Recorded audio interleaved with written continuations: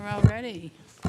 Good evening, Danvers. Welcome to the Select Board, March 3rd, 2026. And Mike, would you like to lead us off with the Pledge of Allegiance? Sure. I pledge allegiance to the flag of the United States of America and to the republic for which it stands, one nation, under God, indivisible, with liberty and justice for all. Thank you, Mike. Thank you. All right. Can I have approval of the minutes of February 17th, 2026? So moved. Do I have a second? Second. All in favor? Aye. Aye. Opposed? Thank you. Welcome, everybody. Thank you for coming out tonight. At this time, we're going to do new public business. The clerk will have the timer for 3 minutes. Please go up to the podium, introduce yourself, and welcome. Lauren.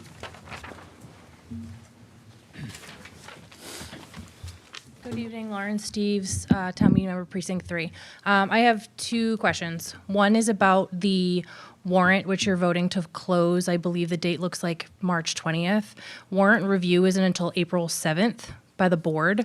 So are all the articles that are going to be on the warrant going to be published prior to March 20th? I would say, Or- Town Manager, would you, Jill? No, that's when the warrant closes for submissions from the public. Okay, so the public doesn't know what's going to be on the warrants, so they don't know if they need to do a citizen's petition or not, because we won't know what the articles are, correct? I mean, that's my understanding of how the process works. Okay, I'll make note of that. And then the second question I have is I'm looking for, obviously not the answer now, but it seems like our new $687,000 vac truck is broken. We've had to contract out at least 4 or 5 times for companies to do water main and sewer work that our vac truck should have been utilized for. I find that to be unacceptable, as this is a brand new purchase. And I'd like some answers on how it was broken, why it was broken, do we have anybody trained on it, and what's going to happen going forward. Okay, Lauren, yeah, thank you. you. I did hear that, too. And Jill, can you find those questions out for us? And she'll get back to us on that. Thank you. David?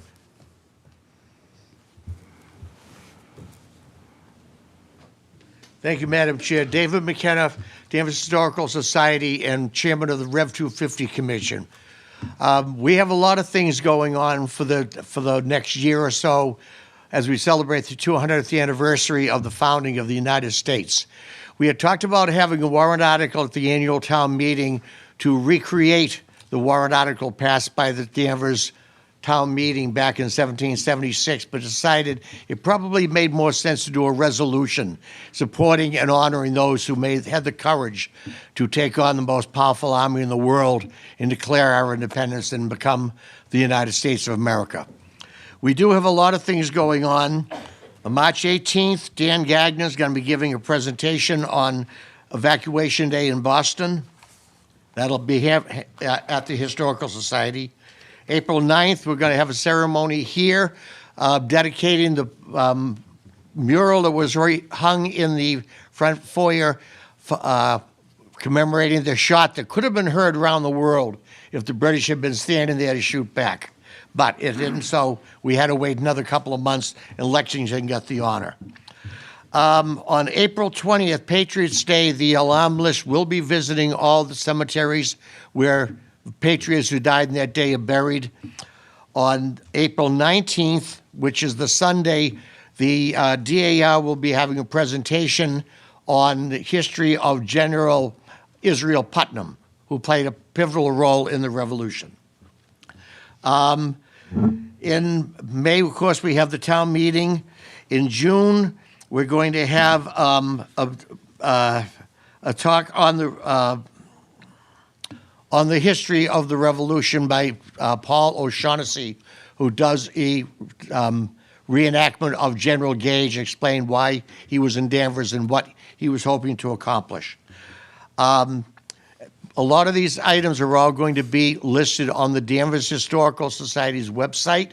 You can get more details. Go to danvershistory.org, and all those events will be published. One other thing while I'm up here, I just want to give kudos to the Danvers Public Works for the absolutely incredible job they did after that last storm.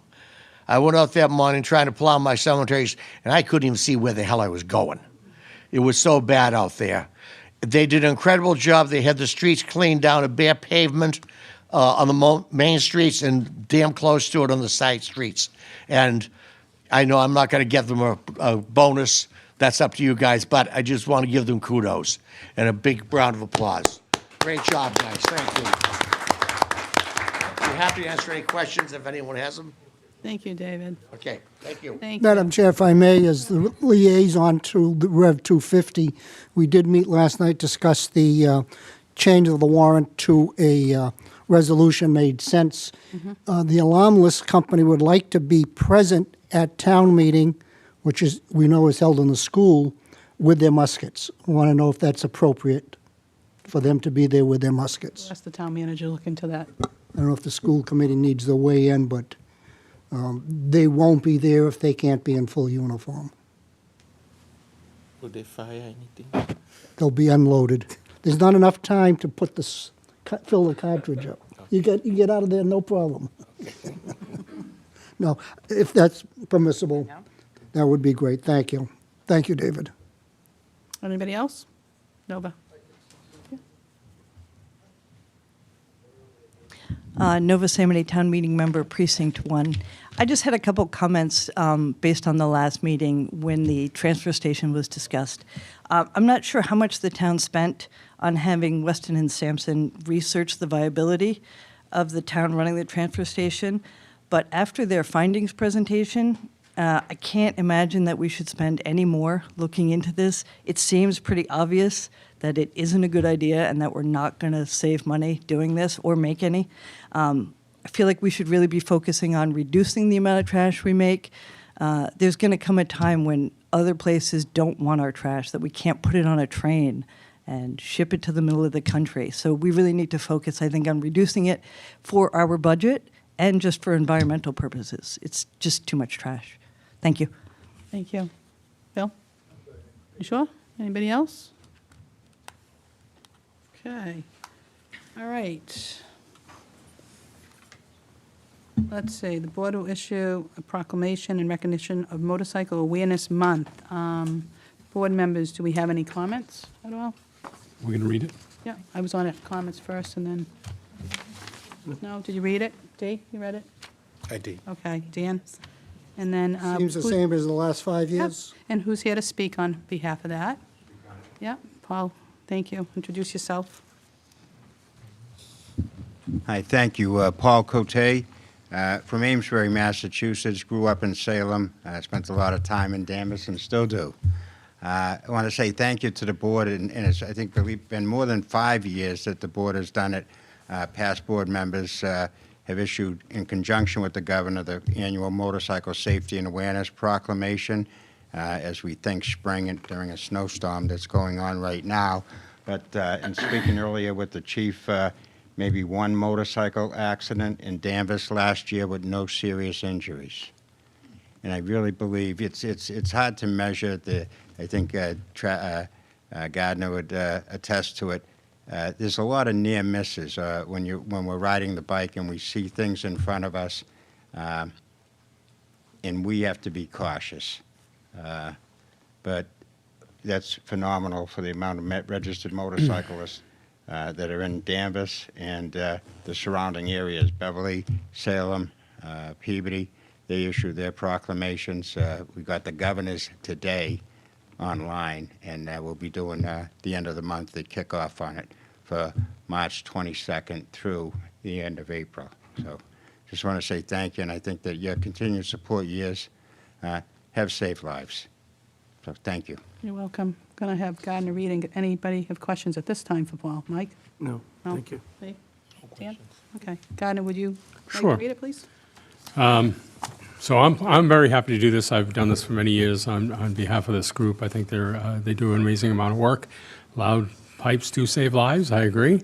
And as a former rider, I used to ride in a registered motorcycle club, the Danvers Falcons, and we used to raise a lot of money doing bike runs for the band for many, many years. But whereas the motorcycle is a popular means of transportation for commuting, for touring, and for recreational purposes, and whereas there's an ever-present need for cooperation among drivers of automobiles, trucks, motorcycles, bicycles, and pedestrians who use our streets and highways in order to reduce accidents, injuries, and fatalities, and where it is critical for all Massachusetts citizens and visitors to our area to increase their knowledge of the rules of the road and the rights and responsibilities of all roadway users. And whereas there are hundreds of motorcycles owned and operated by our fellow citizens, homeowners, and residents of Danvers, and the tens of thousands more visiting and touring our town from neighboring communities and states, and whereas numerous departments and organizations are committed to making our streets and highways safe for all motor vehicle-related transportation, urging and reminding drivers to check twice, save a life, motorcycles are everywhere. Now, therefore, we, the Select Board of the Town of Danvers, join with the Governor of the Commonwealth of Massachusetts and all agencies and organizations to proclaim March 29th through April 30th, 2026, as Motorcycle Safety Awareness Period in the town of Danvers, and wish all those who ride an enjoyable and safe riding season. Excellent. So moved. Thank you. Second. All right, all in favor? Aye. Aye. Opposed? Thank you very much. Thank you. Have a good spring and a good snowstorm tonight. Yeah, they say spring is coming. I'll believe it when I see it. Hold on a second, Paul, and we'll have a signed copy for you. Get that, I'll Oh. have to get that to him. I need to make a copy. Great. That's signed, yeah. Wonderful. Both government signs, so that's good. Thank you. Thank you, Thank you. Paul. They get the government website, they don't have your business on it. Be safe, thank you. Thank you. Great smile. Thank you. Big cup. Big cup. We can put it on the signboard? It's a, yeah, it's a company. Oh, There's Town manager? Madam Town Manager, there's a suggestion, can we put it on the town signboards, perhaps? I'm sorry. I'm sorry, I didn't hear you. There's a suggestion from the audience, perhaps we can put motorcycle awareness on the signboards, the electronic signboards at some point. Let me find out. The town of Dracut, Weymouth, Amesbury, they have some of the flashing signs in front of a town hall that have 5 or 6 community messages. And Weymouth, they have their DPW signs that put them out. Thank you. Madam Clerk? I'm going to get the proclamation to him. I have to make a copy first. Okay, So I'll reach back to you. okay, thank you. Thank you. Thank you. Good My night. Blaze family put it up there. Okay, that's fine. They snowed in apparently. Sure. Thank you very much. Thank you. Have a good night. Thank you, everybody. A public hearing will be held in the application of Duke and Fono LLC DBA Gianna's Pizzeria at Constantino's Panolis, 110 Newbury Street, for a transfer of a common vehicular license at the location formerly held at Center Street Pizza. Who is here to speak? Thank you. Welcome, and please introduce yourself. Good afternoon, board members. I'm here on behalf of Dimitrios Doukas and Konstantinos Panolis, who are the owners of the business, and I am Konstantinos' wife and the official business spokesperson. And that's why we're here tonight. We are here because we are taking ownership over Center Street Pizza, like as you mentioned, 110 Newbury Street in Danvers. And we will request the change of the name to Gianna's Pizzeria. Some of the changes that we will be making are in the menu, which are removing, for instance, the Mexican food and replacing it into a more specialized focus menu that concentrates in Greek recipes. Both my husband and his cousin are Greeks, or pizza dough is mostly made with the Greek recipe. And we also are specializing in calzones and subs, hot wraps, cold wraps, and among other comfort food items. Dimitrios and Konstantinos, they both have experience in the pizza business. since more than 6 years ago. They both work in a pizza place in Rhode Island. And also Demetrius, he used to work at that same business before he took ownership. So they both have experience working in food preparation, delivery, working with customers. And also Demetrius is very familiar with the Danvers community. He personally lives here with his Greek family. And that's what we are here for. And if you all have any questions, we're more than happy to answer them. We also brought some menus as well. Excellent, thank you. Welcome. That was a great presentation. Dan, do you have any questions? That's just curious, the layout and the building is going to stay as it is now? No changes Inside or outside? inside? Yes, it's going to stay the same. Okay, thank you. No other questions. Excellent. Dee? Would you have any kind of lamb on the menu, like kebab and? Like lamb? Yeah, we are adding, we will add, and also the famous steak tips with the Greek recipe. They're really, really good. I'm all set. We're working on that. Thank you. Excellent. Mike? No questions, just congratulations, and I hope you do well. Thank you so much. Gardner? I don't have any questions other than this is an opportunity. You're on the cable. When do you plan on opening, or have you already opened? We are already open. Okay. We It's just just haven't transfer. changed the name yet, but we're working on that. And what are your normal hours? Oh, yes, I'm so sorry. So it's from Monday through Saturday from 11 to 8:30, and Sundays from 11 a.m. to 7:30 p.m. Everybody is welcomed. Great. Good luck. Thank you. Okay, thank you. Oh, well, it sounds fabulous. Can't wait to try it. Yes, please. This is a public hearing. Does anybody in the public have anything to say? Motion to close the public hearing? Do I have a second? All right, all in favor? Aye. Aye. Opposed? Congratulations. No. I move we accept the application as presented. Second. All in favor? Aye. Aye. Opposed? No, congratulations. Thank luck. you so much. We have Good luck. menus here. Get double, see, double congratulations. So thank you. We'll take the menus, Yeah, please. Bring 'em up. I'm sure town, yeah, That's right. Fantastic. Thank sounds you so much. wonderful. Thank you. Thank you very much. And one for you, Mackenzie's. All right, moving right along. The board is in receipt of an application by Essex North Shore Agricultural and Technical School, 565 Street, the Larkin Center, Jill Sawyer, event coordinator for 3 one-day wine and malt licenses for the following events. And Jill, if you can go up, and if it's okay, I think we'll take them separately. Each one, you can start out with the first one, and then we'll vote, okay, and then we'll go on, and then so forth. Thank you. Good evening. I'm Jill Sawyer from Essex Tech, as well as Ryan Monks, our Director of Facilities. So we have 3 one-day liquor license coming up. The first one is Thursday, March 5th from 5 to 7. It is a networking event for the North Shore Tech Council. Okay. Questions, board members? Gardner? Can I assume that Vinwood Catering is going to be your servers? Yes. Great. Thank you. That's all I have. Okay. Mike? No questions. Dee? No questions, thank you. And Dan? All set, thank you. All right, we're all set. So do I have a motion? Motion to approve the North Shore Tech Council networking event Thursday, March 5th, 5 to 7. Do I have a second? Second. All in favor? Aye. Aye. Opposed? Terrific. Me. Okay, Mike, yep. And then the second one, Jill? Sure. The second event is next Saturday, March 14th from 4 to 6. It is a campaign kickoff event for Jamie Belcito. Tell us a little bit about that. So this is, she's running, I believe, for Congress, and it's just a campaign kickoff event that's obviously open to the public.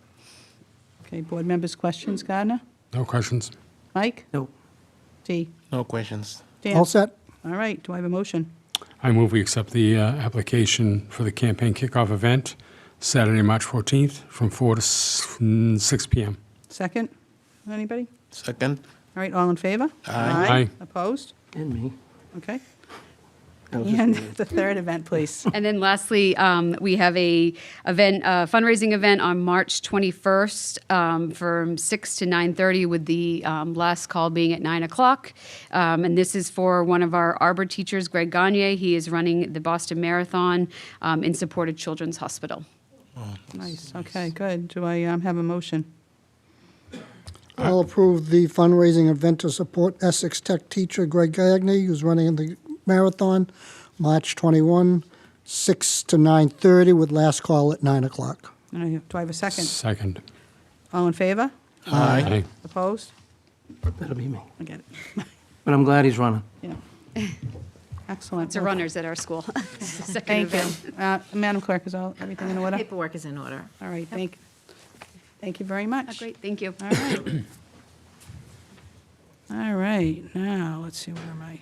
The board will vote to accept a gift to the town in accordance with MGL Chapter 44, Section 53A for the Leo Support Fund.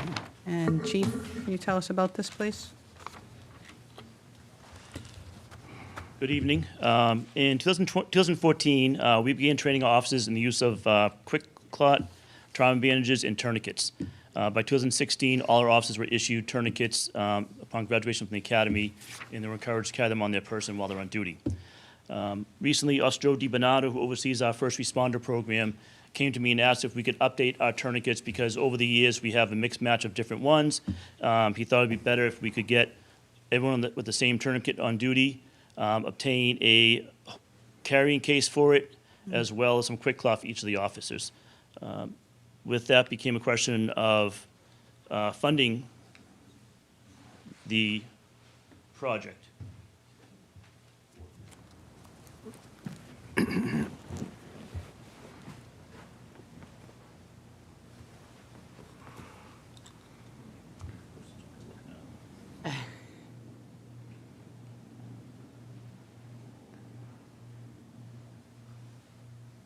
There you go. Hey, oh, wait a minute.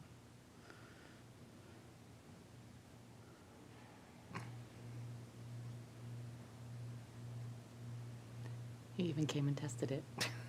It was working about 10 minutes ago. Yeah, saw it on your screen. Here we go, it's up.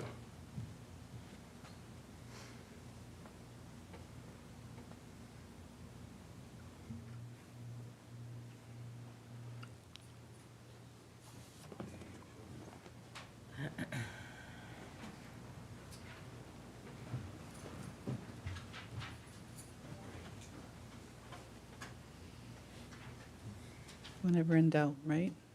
Here we go, it's coming up. Unplug it. I meant to come in around. Thank you. For the implementation.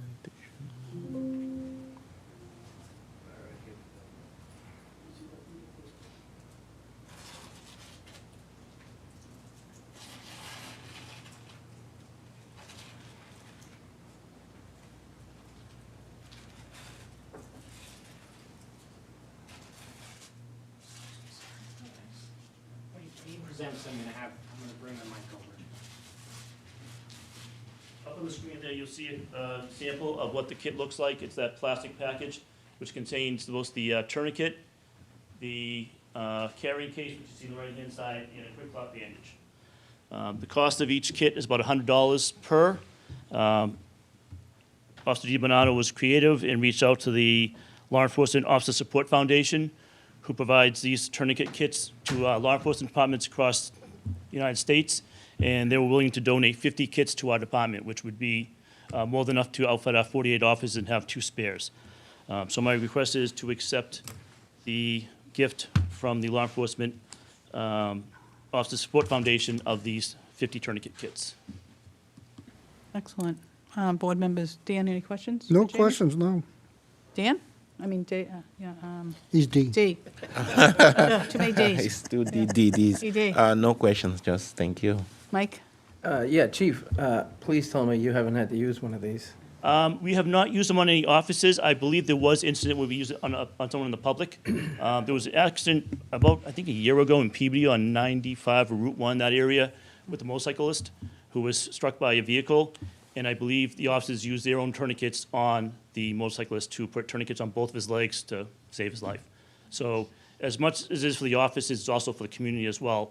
Between the Quick Clot, which is a gauze pad with a hemostatin on there that will help blood clot quicker, or the tourniquet itself, it can be used for the officer or the public.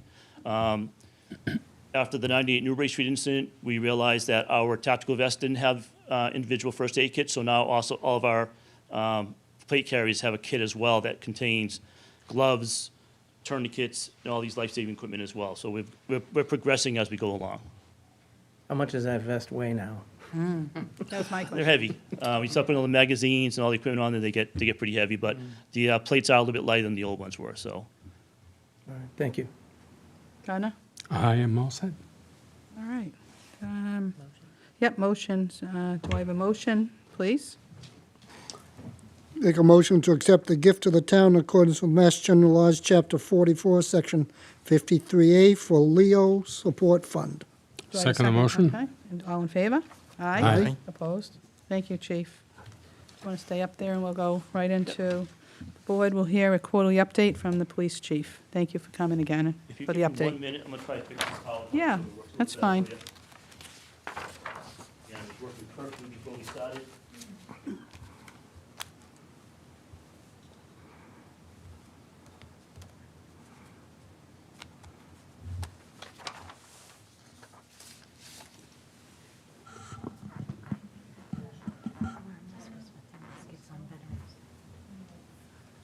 Right, the who's been outside. The question is inside. Inside, okay. Yeah, on the stage. There you go. Oh, Excellent. Who's outside. okay, Perfect timing. okay. All right, that works much better. Sure is.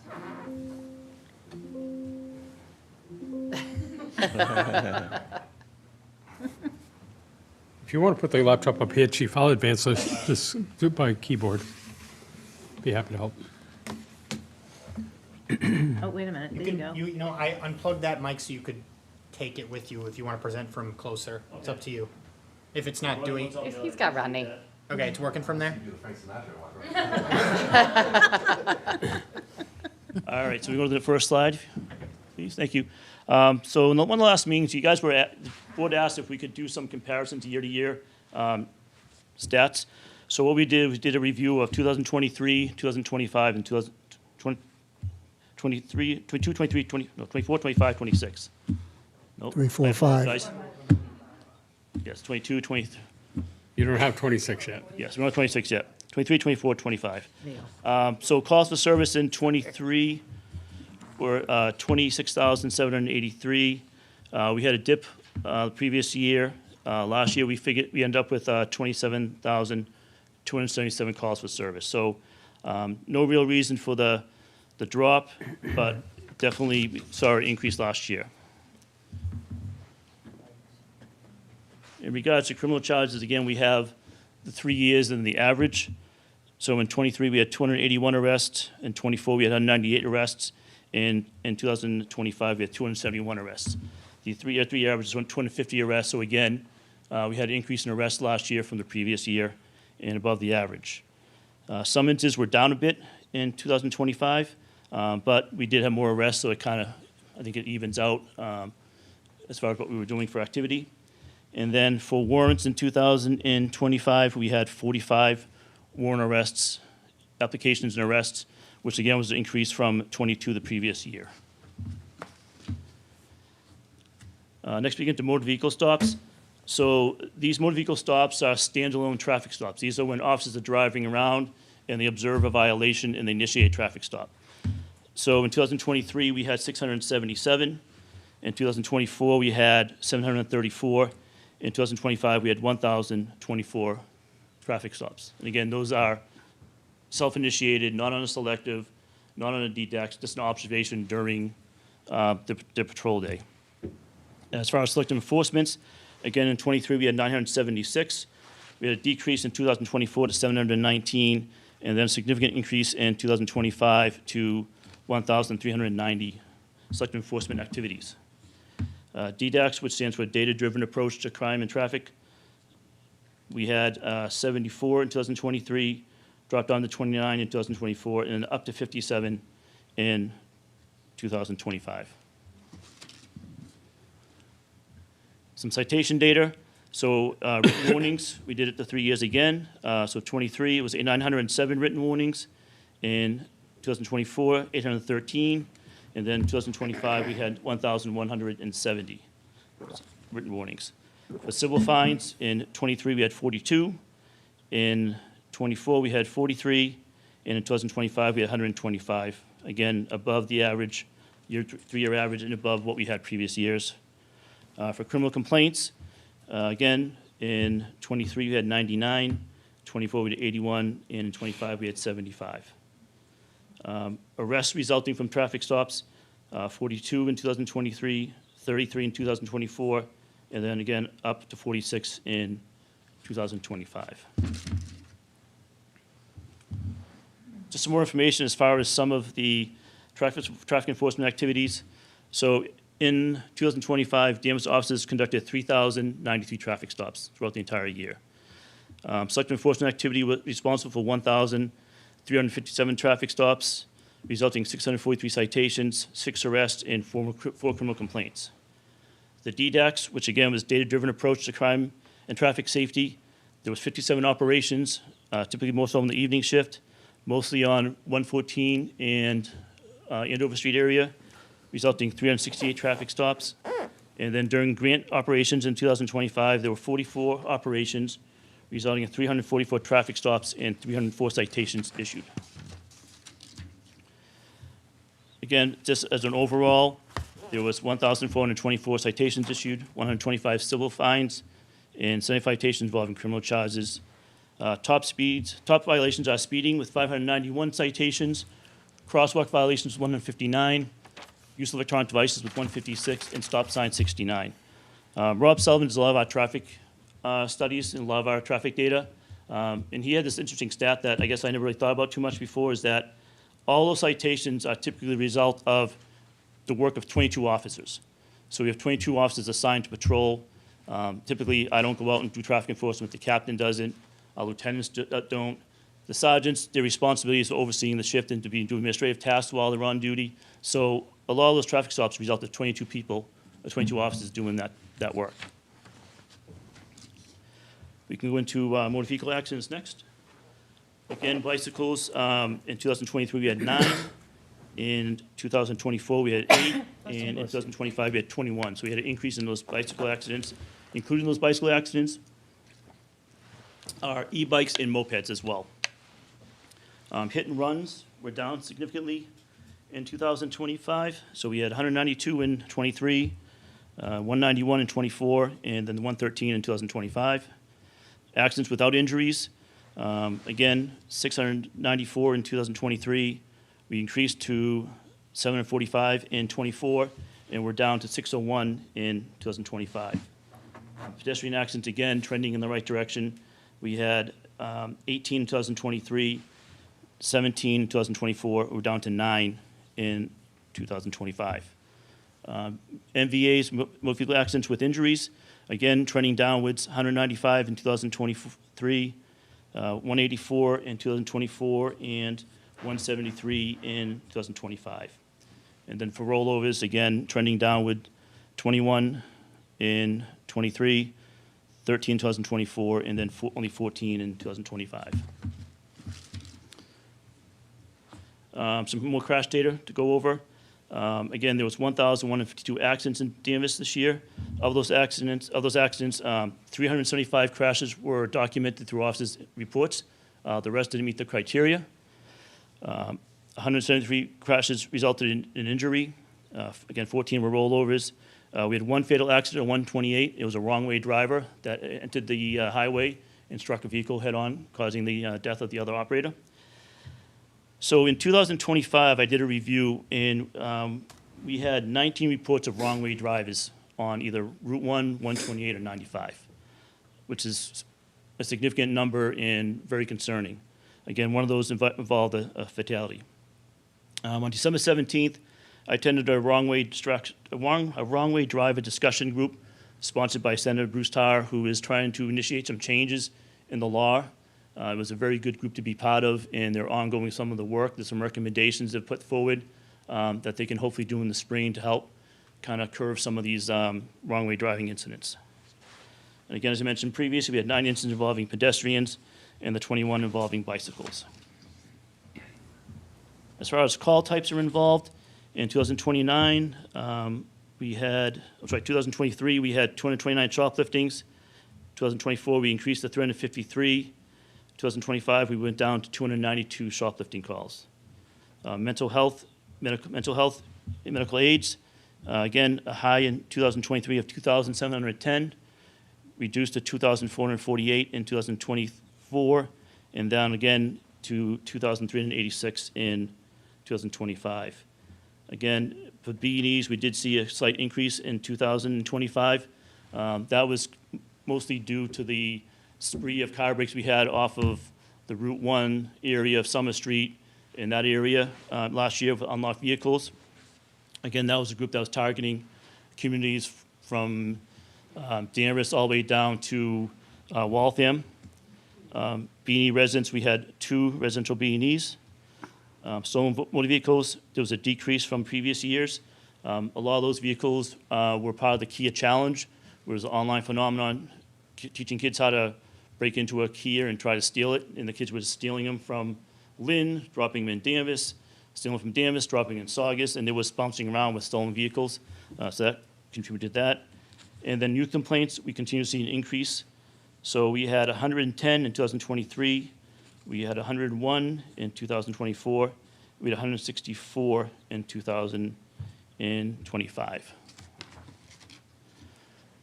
So I know youth complaints is a concern for everyone in the community, so I wanted to talk about a little bit of what we've had since January 1st.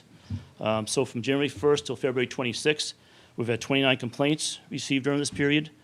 Location generating the highest number of calls was Liberty Tree Mall with 15 calls.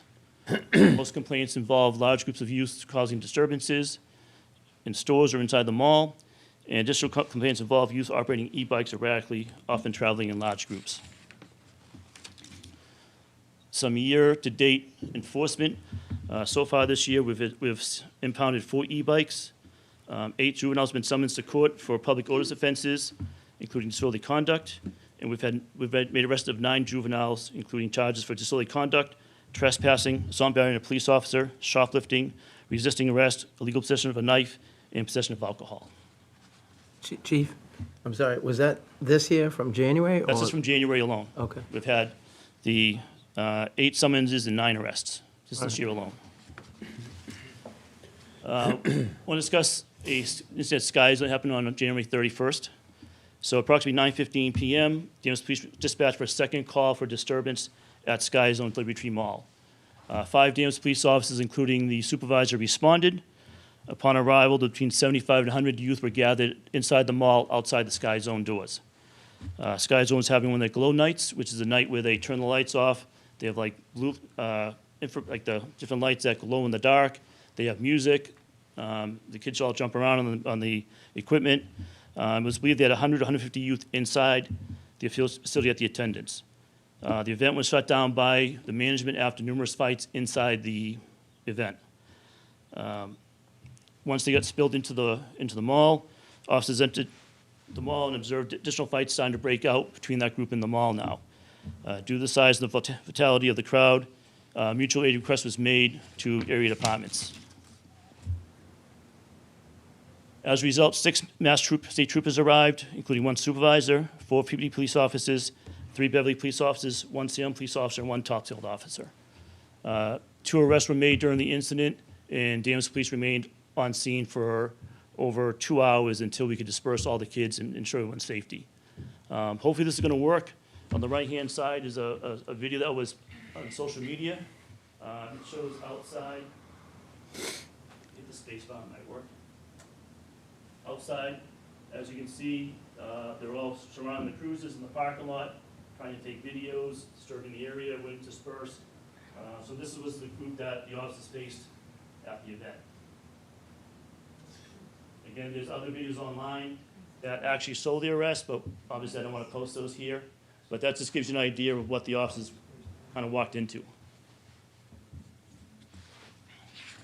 Was that an expected gathering, or was that another incident? It wasn't really expected. It was kind of one of those meetup groups where on social media, they started posting on Instagram and Snapchat, like, hey, everyone show up to the Glow Night.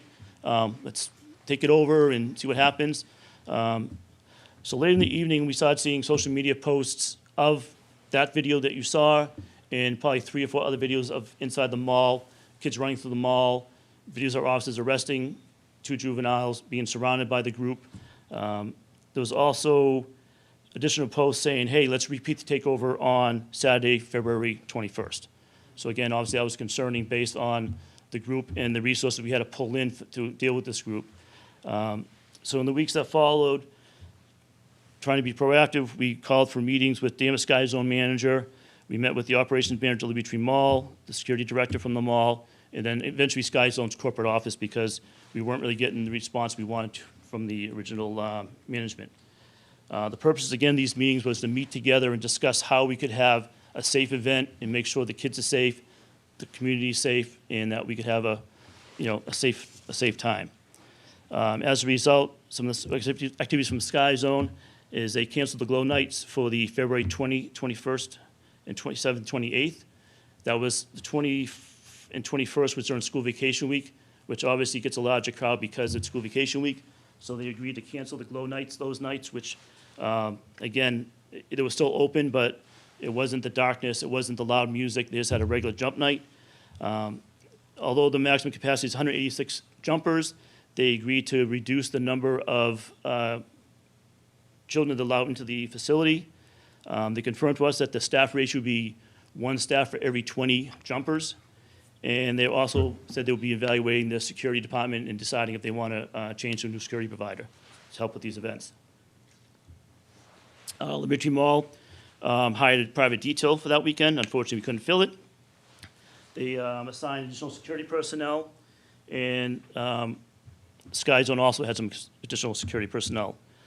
Throughout the weekend, we actually assigned two officers at a time to walk the mall and or be out in the parking lots to patrol the area to make sure that everyone was in order and behaving. And as a result, we had 2 additional arrests that weekend for trespassing. So that's kind of our Sky Zone thing. So we're still working with them. We're still trying to be proactive in having increased presence at the mall during these events and working with the management from the mall and Sky Zone to help keep this from happening again. So we'll keep you updated on that. Danvers parking ban is another issue that we've been kind of dealing with. So a little history on this. Back in January 2013, the town initiated a pilot program to modify its winter parking ban. Prior to 2013, there was a parking ban from 1 a.m. to 6 a.m., December 1st through April 1st. So that means all winter long, cars were not allowed to park on the street, and they were all ticketed if they were parking in violation. The pilot program wanted to try having parking throughout the year, and that it would only prohibit parking during a snow ban. Last winter, the department reviewed its enforcement practices, and we realized that we needed to have a stronger and more consistent enforcement. Previous years, we haven't had a lot of snow. Last year and this year, we've seen a significant increase. So this year, we really took an initiative to be proactive in the snow ban. So once the snow ban is declared, patrol units are assigned to identify violations in their sectors and areas. Any violation issued with a $25 parking citation, and the town's on-call tow company is notified to tow the vehicle. Again, this winter has had a large amount of snowstorms. Just a breakdown of what we had for some numbers. On the January 18th storm, we had 22 vehicles ticketed and towed. On the 25th, we had 15 vehicles ticketed and towed. We thought we were trending in the right direction. February 7th, we had 7 vehicles towed. Then February 10th and 11th, we had 31 vehicles towed. And on the 22nd through 23rd, we had 37 vehicles ticketed and towed. So we had a total of 112 vehicles ticketed and towed during the snow bans. Again, we were encouraging the officers to get out there early and do the enforcement when it began, because at some point during the storm, it's not safe for us to be out there as much. We want to be off the road so the plow drivers can plow safely. And again, we don't want to put our officers in a dangerous situation. So we've been very proactive on the parking enforcement. Chief, where are the cars towed to? Typically, Danvers Auto Body works with Alice Towing. They use both their lots, and I believe Danvers Auto Body leases some property downtown area to have the overflow. So they're all, 37 cars is a lot for those Yep. lots. so they have secure parking, and they did an outstanding job. Sometimes we just gave them a list of the vehicles, and they would just follow up as they get there. In the meantime, if someone saw it, moved their car, no harm, no foul, they got the citation, and that was it. If the vehicle was there when the tow company got there, they removed the vehicle. Thank you. And from the entire winter so far, we've had one complaint that I'm aware of. And there's a question about a tow fee, and we refer them to the state DOT, who actually mandates and does all the towing fees, so there's an appeal process through the state.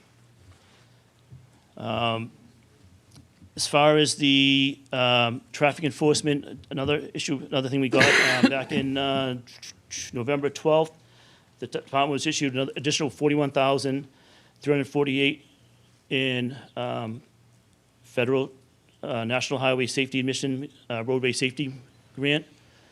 This money will be used to address impaired driving, pedestrian safety, equipment, so we're purchasing another speed sign that can be dispatched around town, and money for a youth engagement through a bike rodeo in the summer. We had some good weather in January between the storms. The officers took advantage of that time to go out and do some enforcement through this grant. During the first 2 months of this year, they've made 87 traffic stops on these grants, 63 crosswalk violations, and 24 cell phone or red light violations. So in a short period of time, the officers have been out there when the weather's appropriate, and they're going out there and making some stops. Department staffing. So at the start of 2026, as of January 1st, the Danvers Police Department was fully staffed for 14 days. That's been our best we've had in quite a while, so we felt pretty good about that. Then on January 18th, Lieutenant Balsley announced that he was resigning from the department to take on a position as the Chief of Police with the Raleigh Police Department, which we wish him the best of luck with. On January 19th, Dispatcher Supervisor Brian Pratt resigned from his position in the dispatch center as a supervisor to pursue a full-time position with the Wenham Police Department. Then on February 13th, Officer Jason Skane officially retired after 28 years of dedicated service to the town of Danvers. In addition to his municipal service, Officer Skane served in the U.S. Army, including deployments in Operation Desert Storm in Bosnia. And for the past 7 years, Officer Skane has been at the Holt Richard Middle School as a school resource officer, where he really enjoyed his job and made an impact on a lot of the kids in the Danvers public school system. So with that, we also in January had 2 new student officers start the academy. Student Officer Chris Butler and Kayla Robinson began Linfield Academy on January 5th, 2026. The academy is scheduled to graduate on June 22nd, and upon graduation, they'll complete an 8-week field training program and hopefully permanently be assigned to their shifts in September of this year. So regarding our staffing right now, the dispatch supervisor position is currently being posted internally. We hope to have an internal candidate for that. The entry-level civilian dispatch position is posted on the town website. We shared a link today on our Facebook page, so if you know someone who's interested in dispatch position, encourage them to go onto the Town of Danvers website, go to the HR section and look at that job description. We plan to request a promotional exam in the fall for the lieutenant's position vacated by Lieutenant Balsley. We hope to start the recruitment selection process for up to 3 employees this month. We currently have 2 positions open, for Officer Skane, Lieutenant Balsley, and we anticipate a 3rd retirement prior to July 1st. So that's our goal, is to try to address those 3 before July 1st. Back on November 6, 2025, we had a promotional ceremony at Danvers High School where we recognized 1 patrol officer, Officer Honan, 5 sergeants, and 1 lieutenant. Again, here's a photo of the group. So you have myself, Sergeant Lima, Sergeant Smith, Officer John Honan, Sergeant Shallow, Sergeant Moak, Sergeant Gaffney, Lieutenant Colella, and the town manager. I'd like to try to highlight a few of the good work the guys or officers are doing. So back in late 2025, Danvers Police Detectives initiated a drug investigation with the assistance of the State Police, PV Police, Beverly Police, and Salem Police. As a result of the investigation on Friday, December 12th, a traffic stop led to the seizure of over 200 grams of fentanyl and 100 grams of crack cocaine. A suspect from New York from the Bronx was taken into custody and charged with 2 counts of trafficking a controlled substance. This was a 3 to 4 month investigation in conjunction with those departments, and the officers did a great job. The district attorney's office was instrumental in giving us some support with that, and we appreciate the DA's office and the state police assigned to the DA's office who provided some technical assistance as well as just being part of the investigation. Second one is we got a voicemail from a lawyer who represented Bay Ridge Hospital who wanted to thank us for one of our officers' involvement in an incident. So if you hit the space bar one more time. This is Attorney Thomas Schiavone, Bay Ridge Hospital's lawyer, and I just want to express the appreciation for the hospital, from the hospital staff for the availability for Officer Chris Freepartner to testify.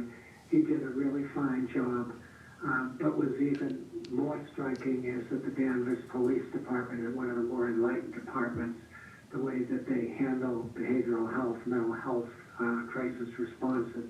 I just want you to know it's very impressive, and the family was very appreciative and acknowledged that the department really did their best to respond to somebody in a behavioral health crisis. You can forward now if you want. It's Attorney Tom Schiavone. It's not. So I thought it was a nice reflection on the hard work of Officer Freepartner. Again, it was a civil commitment of a gentleman who was in a mental health crisis. So again, great job by Officer Freepartner. During the last presentation, I mentioned that the Department Safe Watch program was up and coming. It has now launched. So this is a great opportunity for someone who can fill out a form on our website. If you have a loved one with Alzheimer's, dementia, autism, or developmental disabilities, it's a form that you can fill out. It provides information like who the person is, description. You can add a photo, ask some questions as far as what's the best way to approach this person if they're in crisis. And again, this information is then attached to a MasterCard system. So if I had a form on myself, if dispatch ran my name internally, a flag would come up saying Safe Watch Program. They could scroll to the bottom and it would say, you know, what my issues are, how I like to be approached, what's the best way to talk to me about different things, what I like, what I don't like, and a photo. Again, this is very helpful when there's a missing child or if someone wanders from a home, to get the information out to the office with updated photos, descriptions, and information about the individual. So anyone who's interested, go to our website. It's very quick and easy. It is confidential. It stays within our house. It's encrypted form, so it's safe. And again, it gives us information that if we have someone in crisis or someone missing, or we can, you know, do the best to approach them.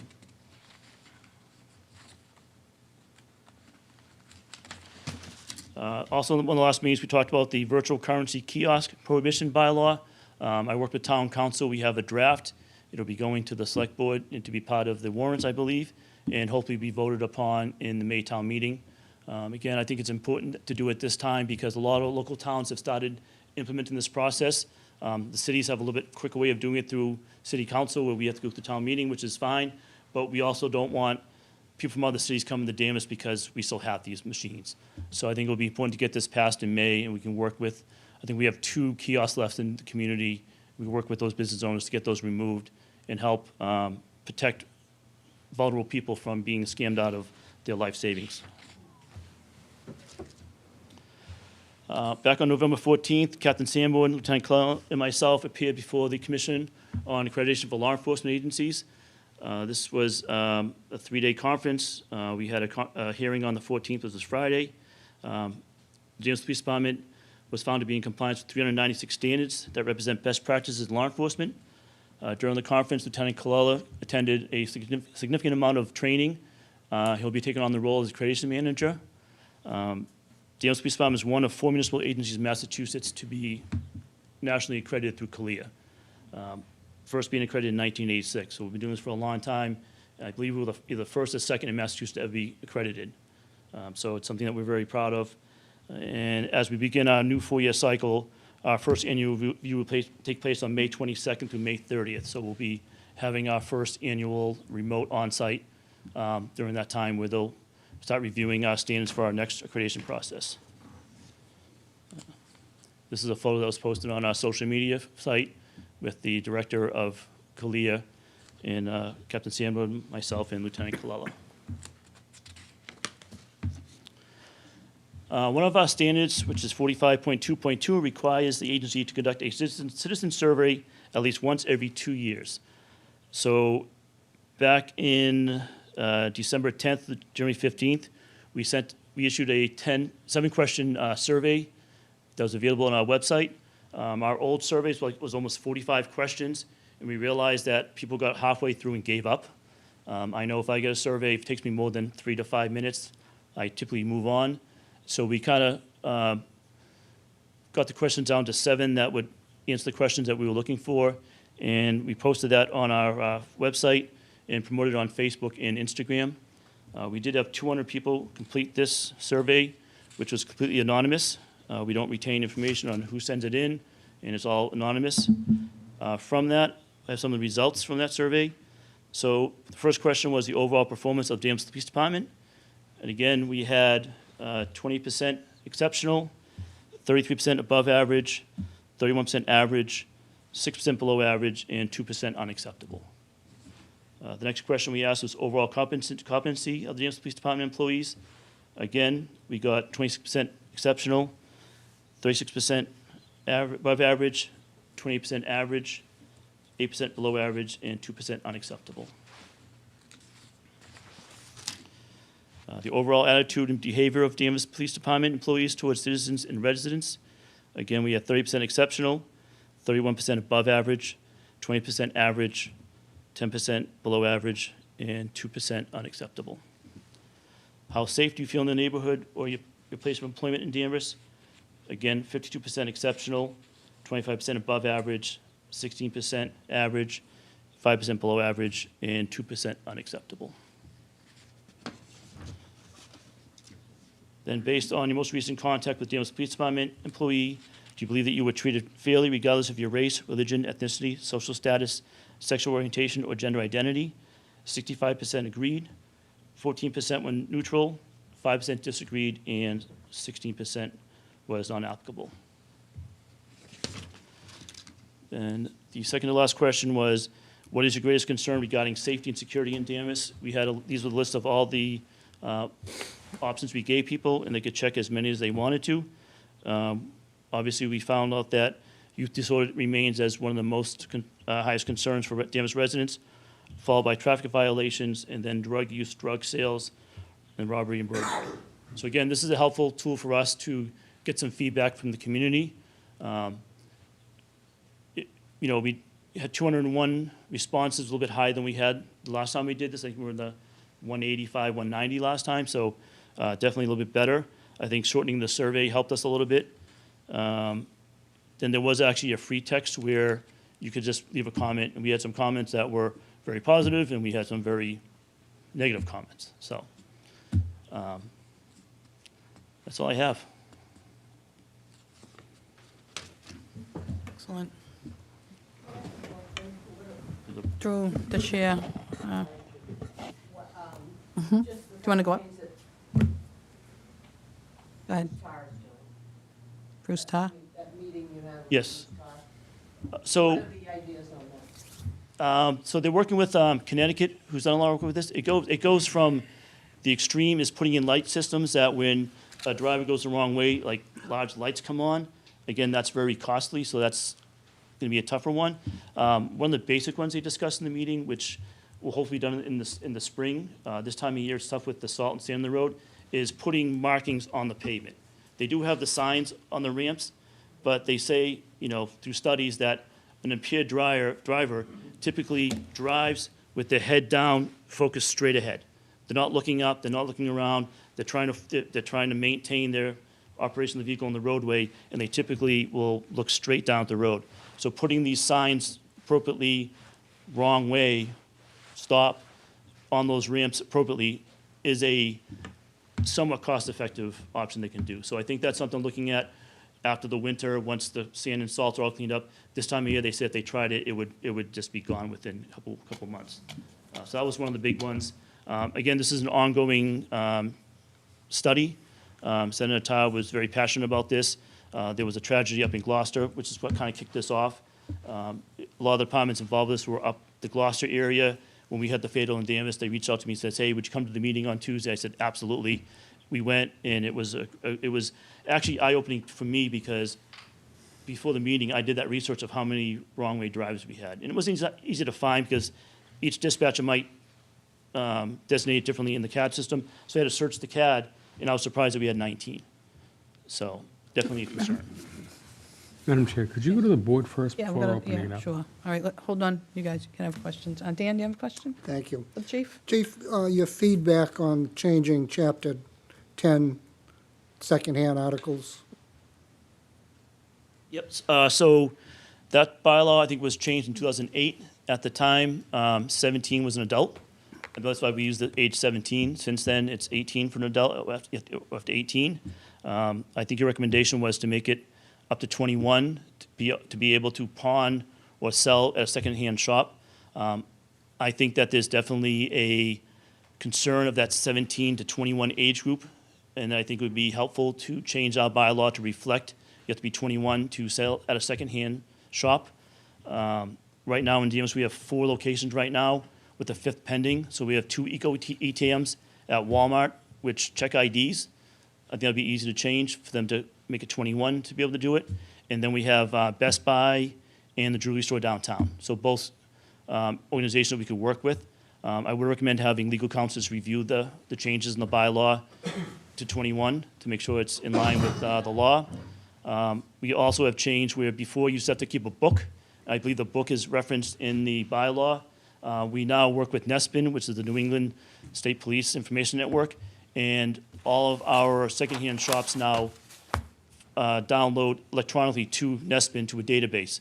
So police officers from all over New England can say, hey, I'm looking for a PlayStation with serial number ABC123. They can search it in NESPIN and say, oh, Danvers had one on last weekend, and John Smith sold it to him.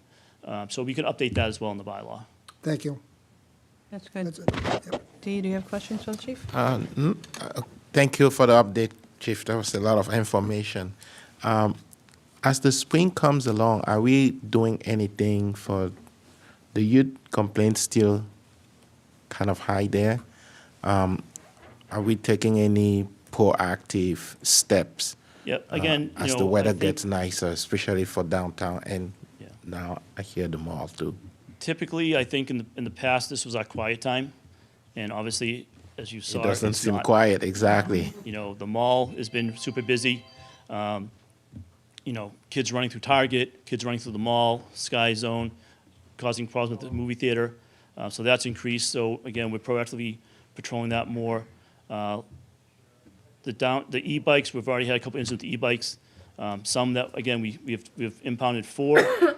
Other ones, they've fled on us. They refuse to stop, and it's a balancing act.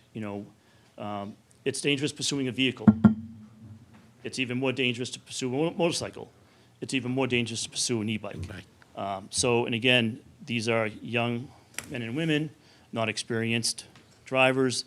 So we're really reluctant to pursue, but we work to try to identify them and follow up afterwards. So again, as the warm weather comes, we're going to have to increase our presence in the square, increase our presence dealing with the e-bikes, working with the school resource officers to identify these kids who are driving around these e-bikes, because most of them are coming from school or going to school, so we use the school resource officers to help identify them.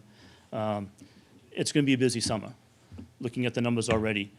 We continue to work with some of the businesses downtown, trying to encourage them to reach out to us and contact us when they have problems. During the tree lighting, there were kids running crazy in CVS. I was down there at the tree lighting. I walked into CVS. I cleared the kids out. I asked the manager to please follow up with us with video so we can identify these kids, and we haven't heard anything. So we're trying to build those relationships to get more information so we can hold these kids accountable. But it's going to be a lot of work this summertime. Yeah, thank you. Yeah, I totally agree. And I'll probably say something it may be above your pay grade, but I'm calling upon my board members and the town managers. With the constraint of the budget, I think we need to have a youth center in Danvers. I think we got to start thinking about how do we occupy these kids outside of school. Yes, they can go to the Y, but you have to pay to go there. You can do sport if you're a sport person or other things, but there's some kids who probably would need some place to go. They need something to do. It cannot all be the work of the police to police our kids. So we as parents have to do better, but I also think as a town, we need to start thinking about what is it that we have in this town for these kids to do when they are not in school. And as a father with young kids, I don't think they're much. Just food for thought. And I'll probably be bringing that up. Maybe not this year since we have a $2 million deficit, but we need to start thinking about what is it that we want these kids to do after school. I And don't where have do all we the want them details, to go? but I know superintendent has been working with the YMCA, and there has been some additional programming with the YMCA with the middle school kids.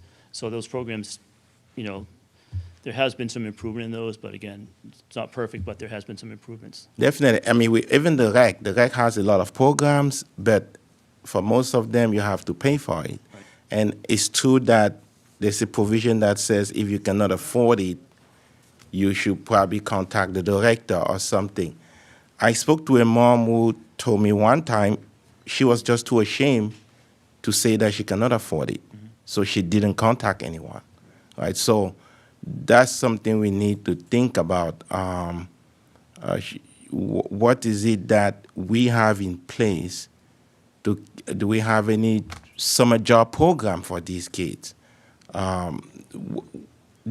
I think as a town, we could do better to help these kids being occupied for positive things instead of just hanging out in the mall.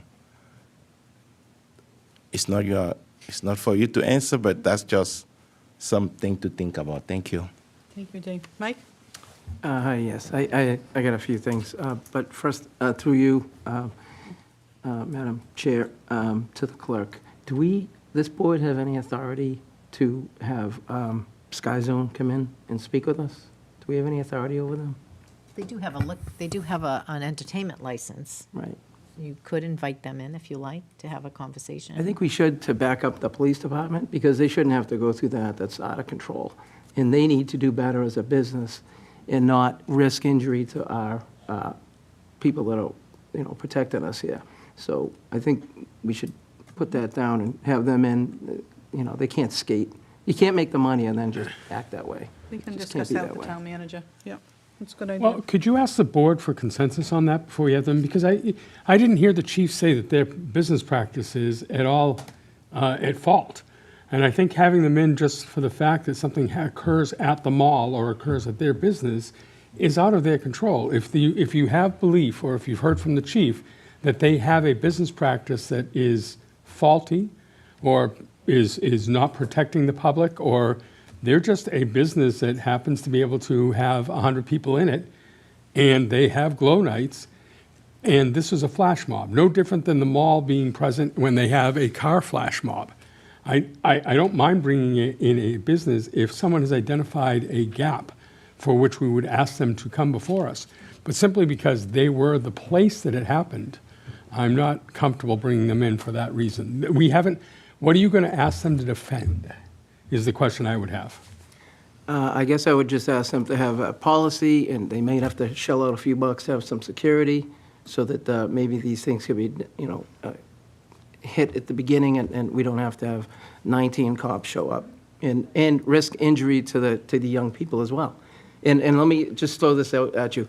I'm speaking from the experience I had dealing with the hotel in town, and their corporate shut us down for going in, even though you could go to that hotel today and there's still 4 floors of crime going on. And this is 20 years ago that they were shutting us down. Don't come in and do your job. So what I'm saying is some of the businesses, if we have some authority over it, I'm not looking to flex on them. I'm just saying, come in, own up, and then we don't have to see them again. So they just need to step up. That's all I'm saying. Unless you've identified in some way that that business is faulty or failing, I'm not going to support bringing them in for a general discussion and to admonish them because an event happened. If the chief feels that that's appropriate, sure, great, I'll support that. But the fact that they had something happen there is not their fault that something happened there. And to suggest they don't have security or they don't have policies without, you don't know what they are, I think is preemptive and is not appropriate. Madam Chairman? Madam Chair, Hold may I? on, should we go to the chief for a comment about Well, he that? could repeat what he said about what they did, would be helpful. Because I heard they changed the staffing ratio, lowered the number of kids in there, did eliminate the glow night. Is that correct, what you said? They did those for those 4 dates, they eliminated the glow nights. To be honest, our initial conversations with the local managers was not positive. You said that, right? You had to go It above wasn't them. until that we put the pressure on corporate office that we got some better response. The managers in there get paid to sell the place out. They're not going to be proactive unless they're told to be by their top management. So that's who you need to speak to. Reach out to top management. I agree with that as well. I think it would be a good idea, at a minimum, repeating that, but maybe on glow night, they have more security. That could be, I mean, if we give them an entertainment license, and then that we feel like it could be an issue, having those proactive steps are not a bad thing. So I'll support bringing them in. I think it's important that they confirm that they're taking some extra steps in light of what has transpired. And I think what the chief said when he said he tried at the one level and they weren't responsive, why does the chief have to continue going again? I'll tell you, where's the respect, right? Exactly. And even if they were responsive, I think just the fact that the event happened, having them in to make sure that we can talk about steps and what is it that we can do to make sure it doesn't happen again, I think is appropriate. For the safety for all. Exactly. Yeah, I agree too, Mike. Yeah. Yeah, I just think we should, you can't do it all yourself. And, we'll just have 3 or 4 officers out injured for 3 months, and Sky Zone will be selling tickets every day. So just to speak to them. If you think it's a good idea, Chief, I think we should do it. Again, they're issued a same license from your board. If you want to bring them in, have a discussion, I'd be happy to come back and, we can't, what happened to our side of the event and stuff, and we can have a discussion. Okay. Dan, you want to bring them before us too, I think? There's no harm in bringing them. There's no harm, right. And it's not to, let's just ask them questions and Right, but who are we going to bring in? The manager of the store or their corporate office? we'd have Who to, owns who's responsible for the license? we'd have to have the Madam Clerk look into that for us. Right, let's see whose name is on the license. Look into that for us, please. I might have the answer right here. Well, look at that. Of course not.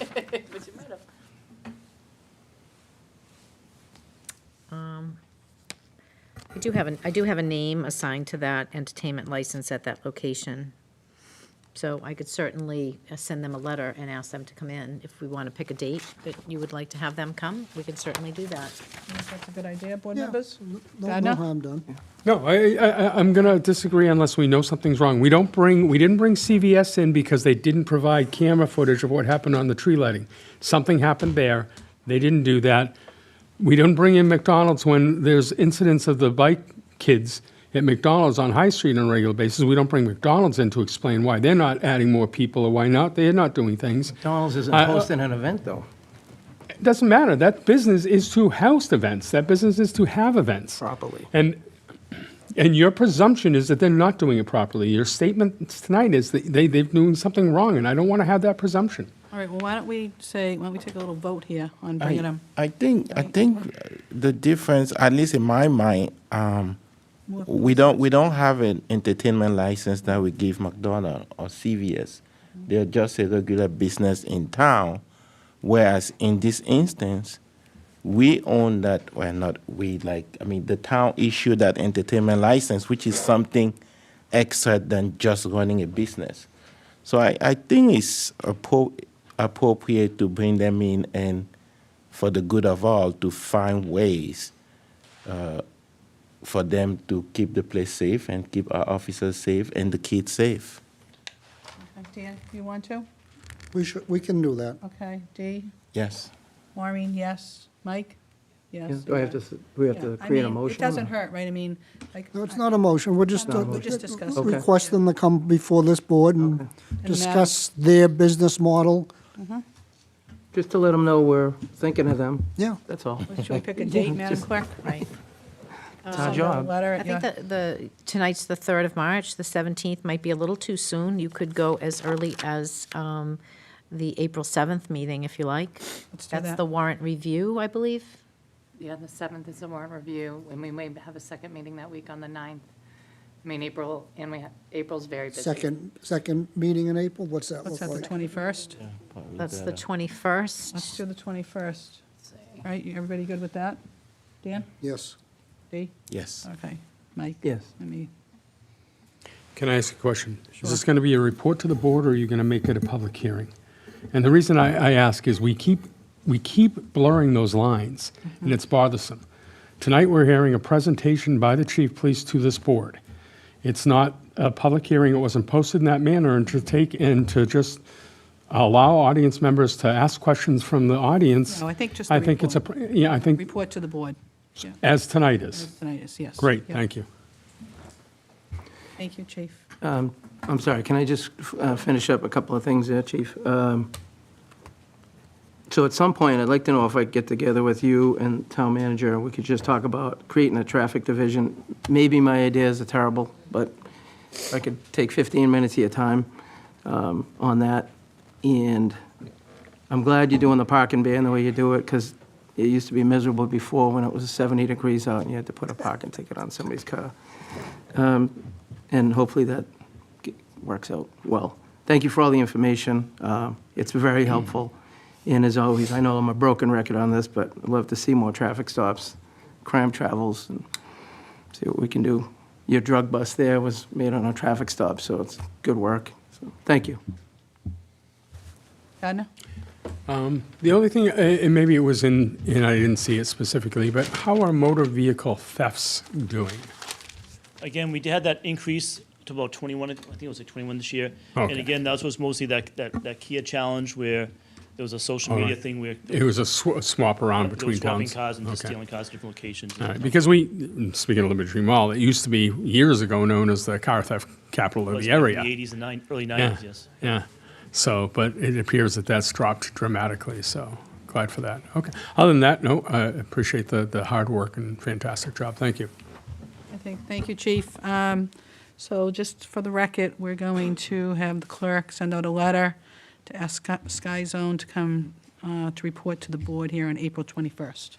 And Chief, if you could be here, and if anybody out there is listening, it is going to be just for a report to the board. If anybody has any concerns, residents, email your select board members, and we can ask questions. Thank you. Thank you, Jamie. All right. Yeah, okay. We're going to set that up. Do we want to take a 2-minute break? Everybody? Sure, why not? All right, we'll say 3 minutes. Keep it consistent. Oh, 3 minutes. 3 Want to minutes. set the Put the timer. Ready to go. I didn't use the mic set, so give me a second. Don't worry Don't say about it. Go. anything you don't. You don't want to hear, don't say anything you don't want to hear in court. Person on record is still there. Stretch. Yeah, I know, let me get up, so. I was wondering, when you said a license, I was like, what license? Yeah, entertainment. the Yeah. They came entertainment before us license. before they opened. Yeah. And then it just I'll be says, it just surprised gets if it's the renewed same on the person, consent that calendar? name that she has, if they're still there, or. Yeah.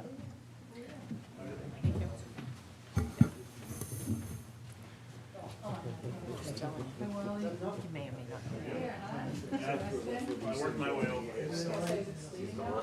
Yep. Should be one of those two. He did get booted for a minute, but I let him back in. Okay. One of those is on, both are on mute. One of them's the room and one of them's me back here. Oh, okay. Anytime that you're meeting, let me know. Yep. Okay. Yeah, I won't take up much time. I don't have that much to say. Thank you so much, Chief.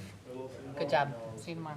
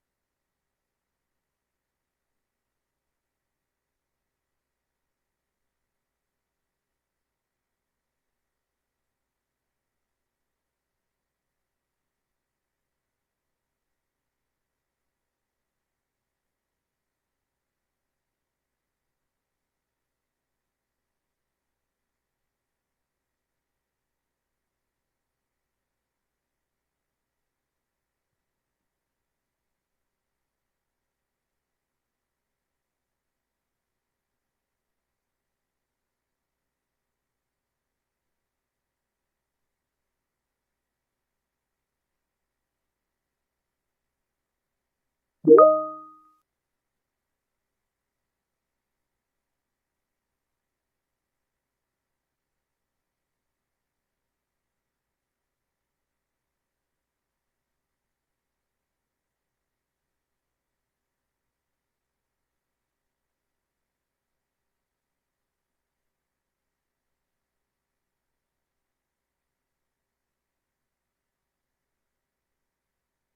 time is it? I don't even know what time it is. Still on the winning side here, it's 5 of 8. Oh, 7:51. All right, we're doing good. Okay. All right, are we ready back there? Okay, thank you very much. All right, thank you, everybody. The board will hear the town's independent auditor for fiscal year 2025. Welcome. Welcome. Hi. Thank you, Madam Chair. We have Rodney Conley, our finance director here, and Heather Russo, our town accountant here, and Scott McIntyre is our independent auditor representing CBIZ, and he is joining us virtually due to the snow, which they were supposed to get more as you headed north. So thank you, Scott, for being here, and I'll see if Rodney wants to add any introduction beyond that. We can turn it right over to Scott.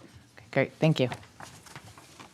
Good evening, and thank you very much for the invite to come in tonight, and thank you very much for being able to do it remotely. I do have about 5 inches out there, and it's starting to rain, so I've got some work to do after this meeting. But nonetheless, I appreciate the opportunity to be with you tonight to review the results of our audit of your financial statements for the year ended June 30, 2025. My objective tonight is to just give you an overview of the audit process, tell you how the audit went, and then walk through some of the highlights in your ACFR. I will share my screen in a couple of minutes, and I will share my screen and go to a handful of pages in the ACFR, and I hope to leave you with some takeaways about the key things. As the name of the report implies, it's a very comprehensive document. I'm only going to hit about 5 pages in there and hopefully give you some takeaways. But before we get into the numbers, I want to let you know how our audit went. And I'm very pleased to be able to report that our audit of your financial statements went very well. What that means, in my opinion, in the most basic terms, is that when we came in to audit the books and records, cash and all key account balances were reconciled on a regular and timely basis. I know I've said that before in Danvers. I think it should be just stated again that, in this particular year, fiscal year 25 was the year you converted to a new financial management system. I've been doing this job for a long time. I've seen a lot of challenges with computer conversions, and here we are essentially the 1st of March, presenting the June 30, 25 audit. It's usually slightly earlier than this. But I really don't think it had anything to do with the conversion. Again, we found the books and records to be in good working order. And as a result of that, we did not need to propose any significant audit entries as a result of our work. And if some of those things I just articulated sound like I maybe say them every year, and I actually say them a lot when I do these meetings, it's because they are required communications to those charged with governance, in this case, the select board in Danvers. Other things that our professional standards require us to communicate deal with the estimates that are in your financial statement. There are some significant ones, the largest of which are your net pension liability and related accounts, as well as your net OPEB liability and related accounts. But those estimates are based on actuarial assumptions, and we audit those assumptions as part of what we do. And I can tell you that your assumptions are extraordinarily similar to most every other community in the Commonwealth of Massachusetts. I also am required to tell you that we did, in addition to being your independent auditor, we did perform what we call a non-attest or a non-audit service in Danvers, as we do in virtually all of the work we do in Massachusetts and New England. Not all, but virtually all of it. We assist with the preparation of the ACFR, or in some cases, it's simply a basic financial statement. It's just a service that we provide. We have software that does it quite easily, but technically, it's called a non-audit service, and the professional standards require that I communicate that to you. With that, I'm going to begin to share my screen and talk about the numbers and what this report is all about. So I'm just going to take a second and get the right screen up here, of course.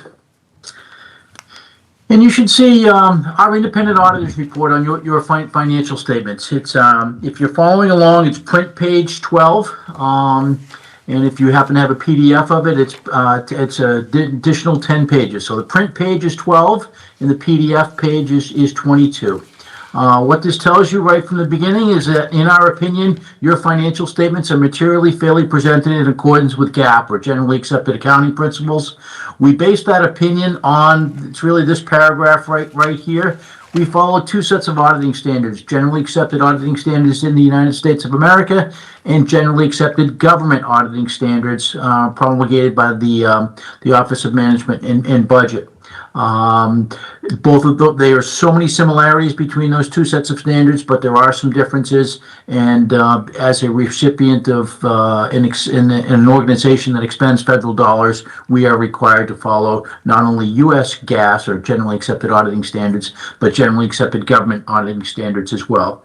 The opinion goes on for 3 pages, and most of that is because you prepare an ACFR, or an annual comprehensive financial report. So there's issues in there that talk about your required supplementary information and your supplementary information and other information.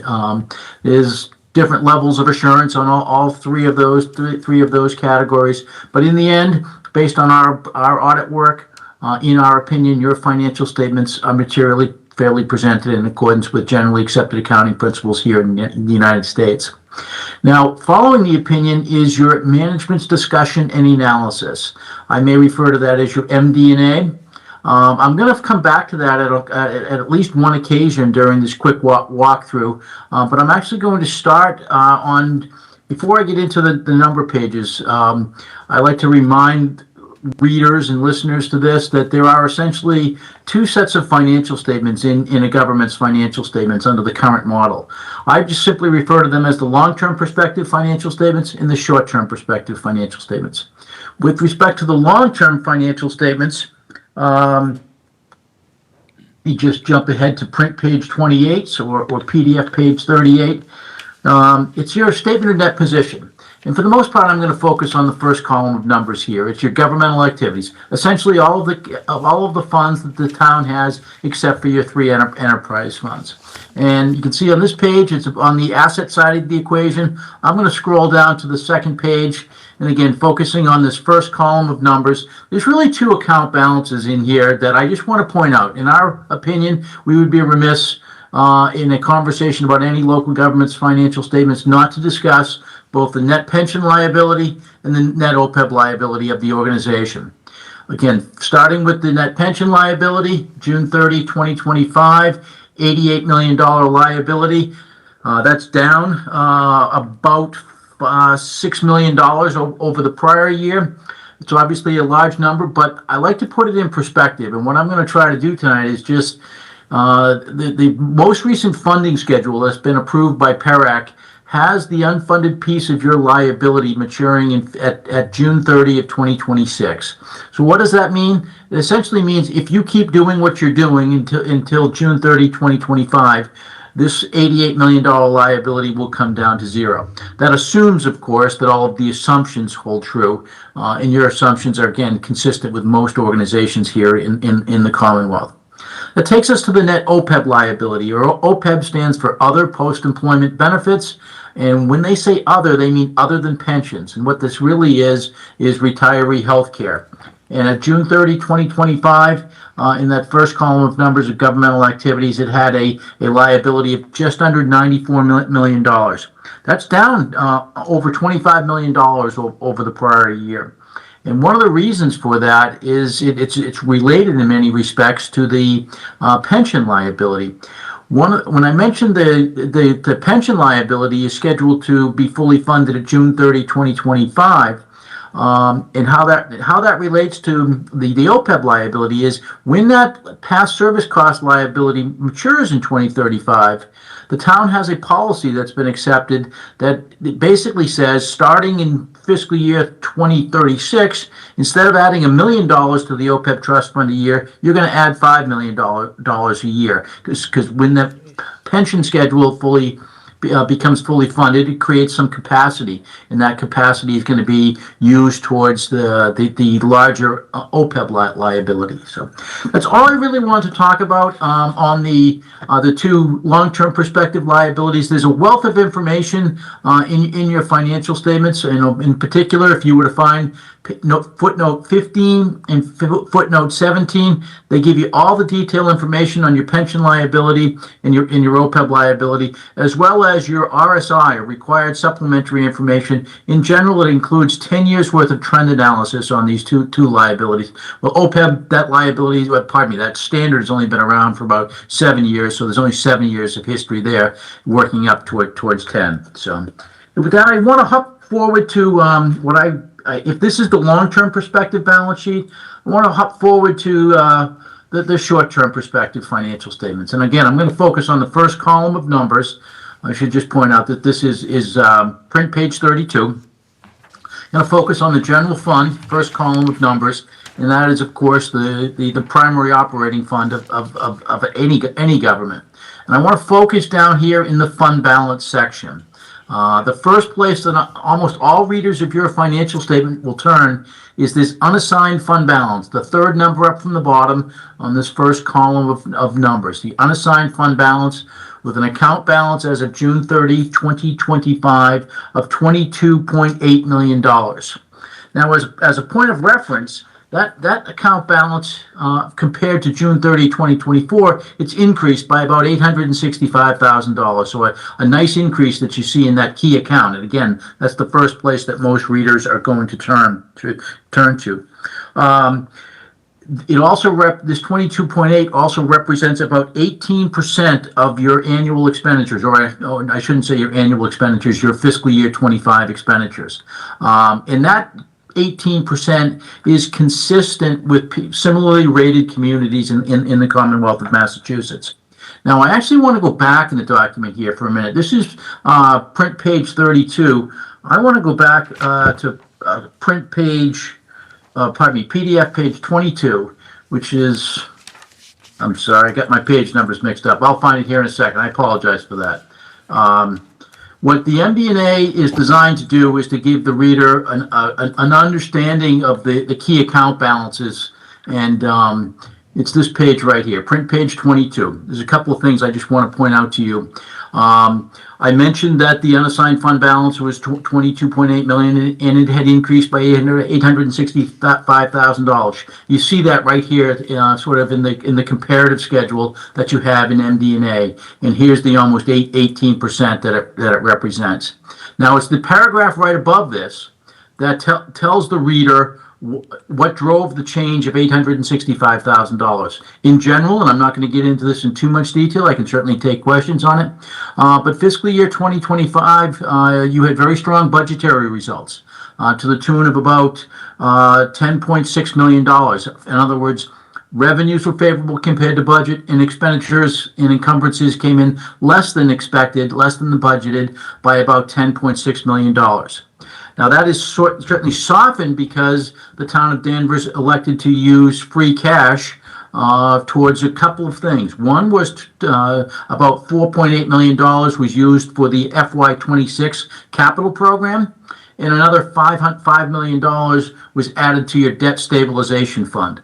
So the positive budgetary results of 10.8 was just brought down because you elected to use free cash towards funding capital in FY26 and adding to your debt stabilization fund.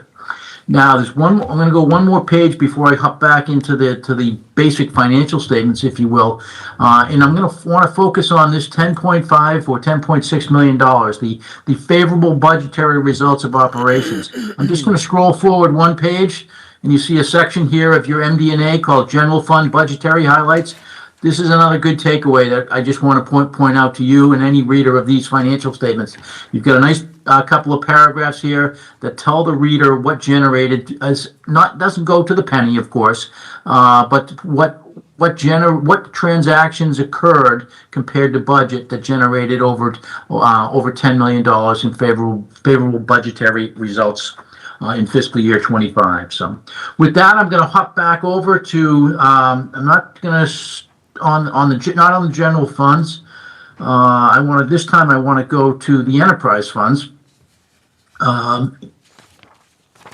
And right here, your enterprise funds are your water fund, your sewer fund, and your electric division fund. I'm not necessarily here tonight to speak about the electric division. I go to a meeting here later this month to that specific board. I'm really going to focus tonight on water and sewer. And what you have here is you see the assets and scroll down to the liabilities. So obviously this is your balance sheet, or technically it's called your statement of net position. And then you have your statement of revenues and expenditures and changes in fund balance. I'm going to skip over those. Rodney's heard me say this before. I'm not saying they're unimportant. I'm saying, what I am saying is the most important page in the financial statements for an enterprise fund is the statement of cash flows. Anytime I've been in meetings with credit rating agencies or financial institutions, they go right to the statement of cash flows.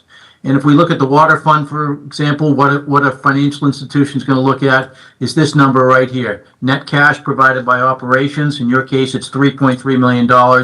And is it sufficient to cover the principal on the bonds and the interest paid during the year? And of course, that's about $1.7 million and about $2.2 million. Scott, what page is And- that? I'm sorry, sir. That is print page 38 or PDF page 48. So it's the statement of cash flows. Again, I won't say the balance sheet and the income statement are not important. I'm just going to say that, in my opinion, the cash flow statement is considered the most important. And that's the relationship that people will look for, is the net cash provided by operations. Is it sufficient to cover principal on long-term debt and interest? Of course, in your case, it leaves some funds available for capital activity as well. But that's the primary relationship issue that readers of a statement of cash flows are going to look at. There's also a wealth of other information in this report. Detailed disclosures of the Town of Danvers contributory retirement system. The electric division disclosures are in there. I mentioned footnotes 15 and 17, which are your pension and OPEB disclosures, as well as in the back of your ACFR, or annual comprehensive financial report, is both combining schedules in statistical pages. The statistical pages, or I may refer to them as stat pages, are essentially 10 years worth of trend analysis on revenues, expenditures, fund balances, net position changes, largest employers, and things like that, again, credit rating agencies like to see all that information in one place, and that's one of the benefits of preparing an ACFR, or an annual comprehensive financial report. So it's a super quick walkthrough of your financial statements. And before I started sharing my screen, I was telling you about the audit process. I would just kind of reiterate where I started, which is our audit in Danvers for June 30, 2025 went very well. Found the books and records to be in good working order. I know I've said that in this community before, but I think it's worth saying again that basically you're getting the same report card when you went through quite an overwhelming systems conversion. So I think that just deserves to be pointed out. And with that, I'll turn it back to the chair. Okay, thank you. Thank you very much. Gardner, do you have any questions? No, I thank you for going through the numbers. I appreciate it every year. I particularly appreciate the statistical section. I think it's one of the most important sections in this report. I don't have any questions on the numbers, as it were. I'm just double checking my tags here. No, I think I'm all set for the moment. Thank you. Thank you, Gardner. Dan? Thank you. Thank you. You explained page 18 for me. I appreciate that financial highlights. That was one of my questions. But I do have a question on page 129, the ratios of outstanding debt by type.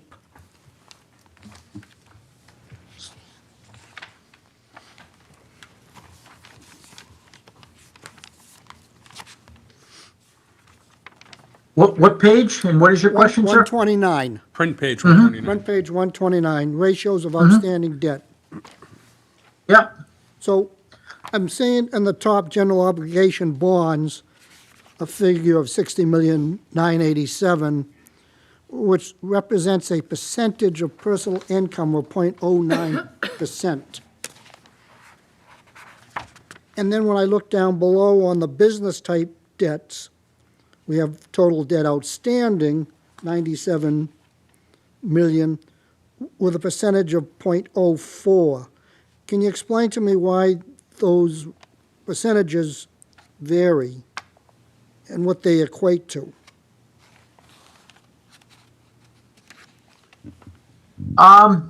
I may have to go back into some work papers to answer that question, unless Rodney can answer off the top of his head. I can't answer that.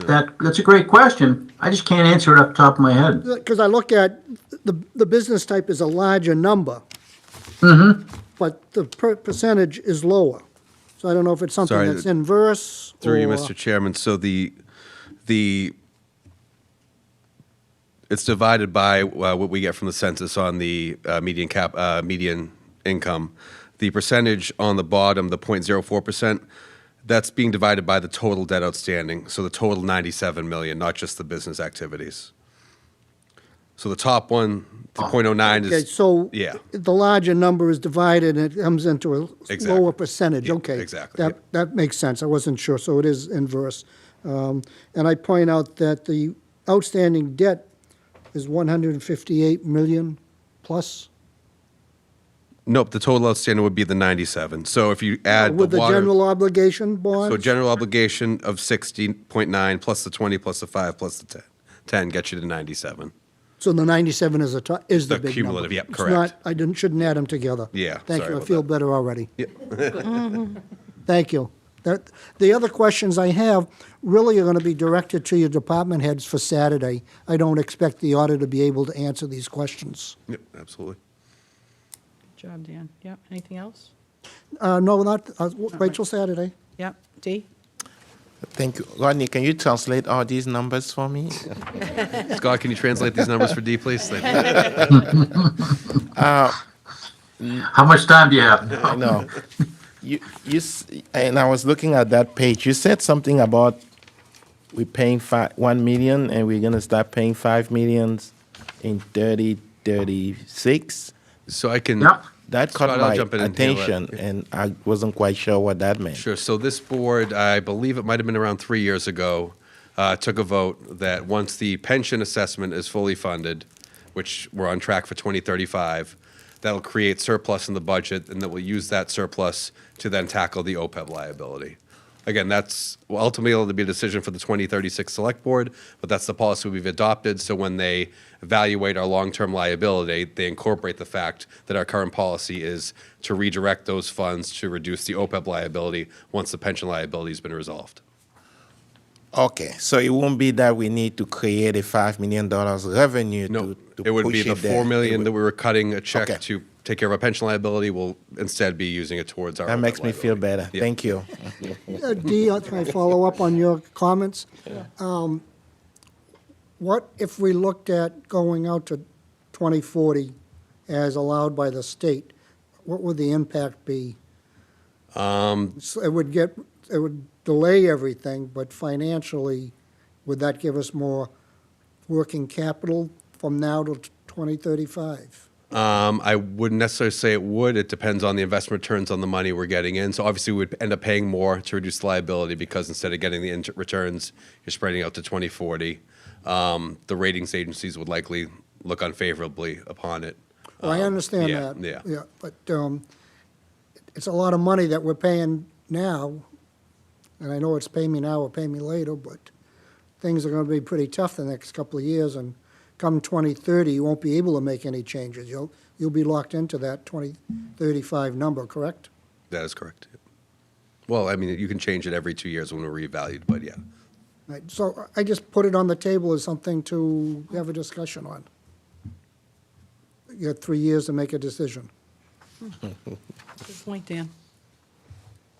Thank you. Anything else? No, Dan? Okay. Mike? There's this buzz in my head. So, no, my questions are, sorry, they're for Saturday. But were we a week ahead, were we a week early with this stuff? Seems like we got a lot of information in a short time. I thought we had more time last year. I think we always get the budget to you as statutorily required on March 1st. The hearing is on the 7th. I think normally it's the second Saturday in March, so a little bit up there. And then again, like Scott mentioned with the financial conversion, everything, we're a little bit later on the Act first. So yes, you are getting, unfortunately, apologies, a lot of information at once. Yeah. Oh, that's okay. Thank you, and I appreciate the audit. Yep, thank you, His positive Mr. words. Auditor. Thank you, Rodney and Heather, for what you do. Those were my questions, too, when about the 2035 fully funded. You know, that was like a big number. But I'll be saving my questions, too, for the department heads. Yeah, thank you. Thank you. Can I make note? Sure. This is a new company. It's the same person, but it's a different company. Am I correct, Madam Clerk? Or Rod? That is Rodney? correct. Scott, do you want to talk a little bit about the changes over the past couple of years? Sure, be happy to.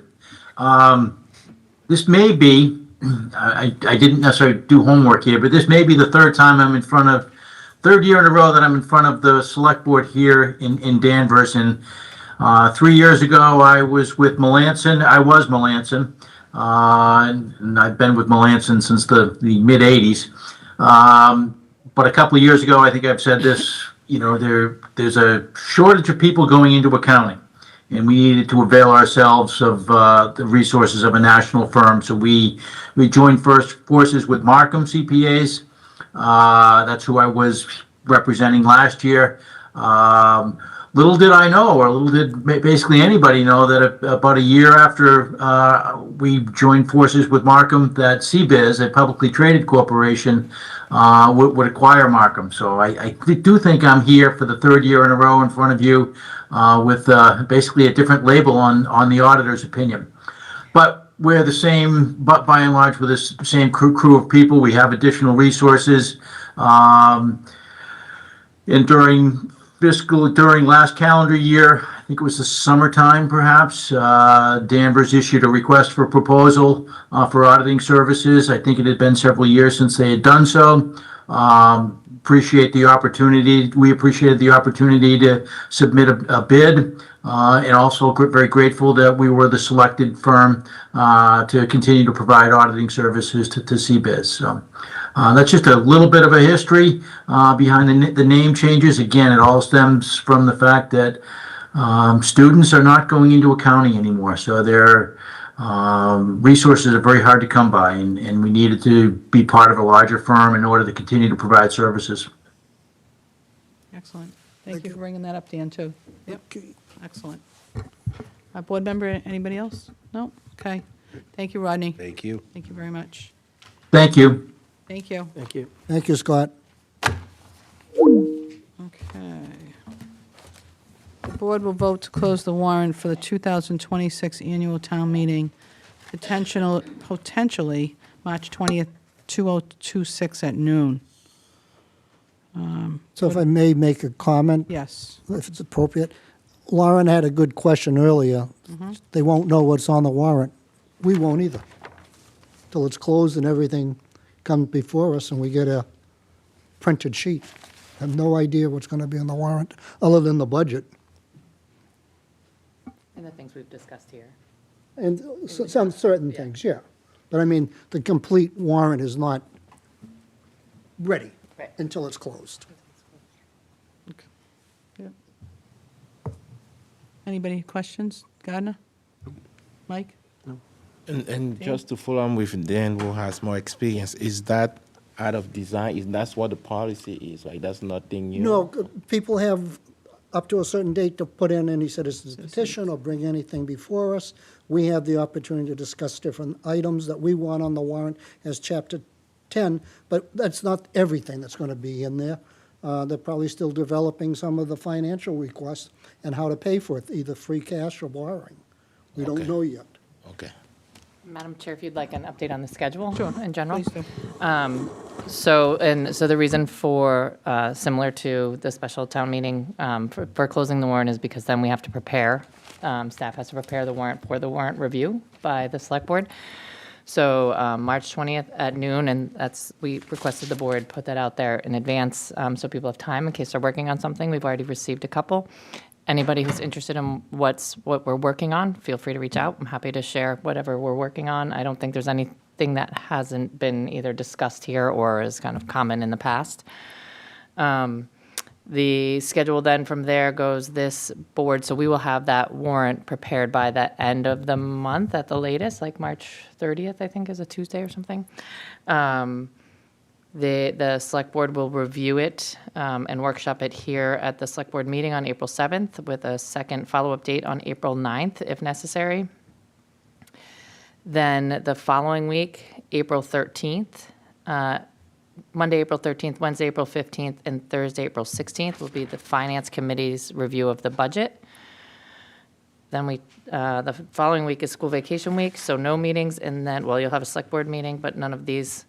And then Monday, April 27th and 29th, the Finance Committee will review the warrant, and that leads us to the annual town meeting on Monday, May 18th.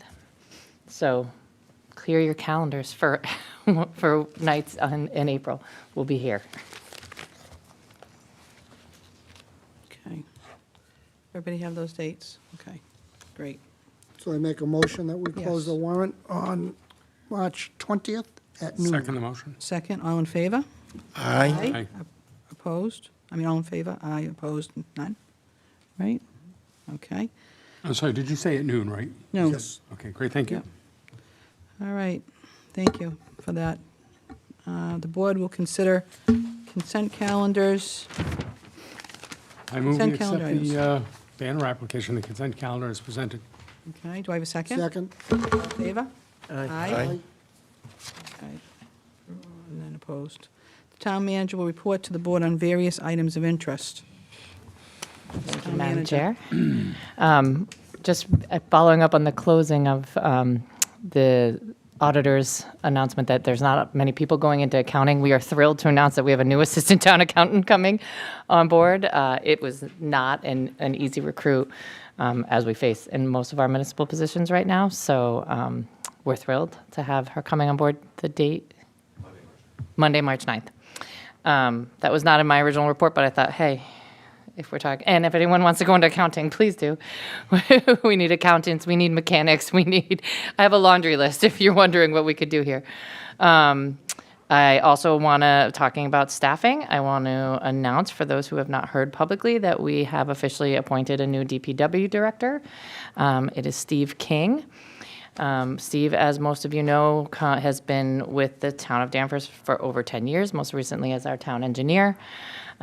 He's taken on a lot of additional responsibilities in the vacancy of a DPW director, including preparing the budgets for both FY26 and now FY27. So that process, I was very pleased with the process, knowing how long it had been and all the pieces of, both Wade candidates, internal and external.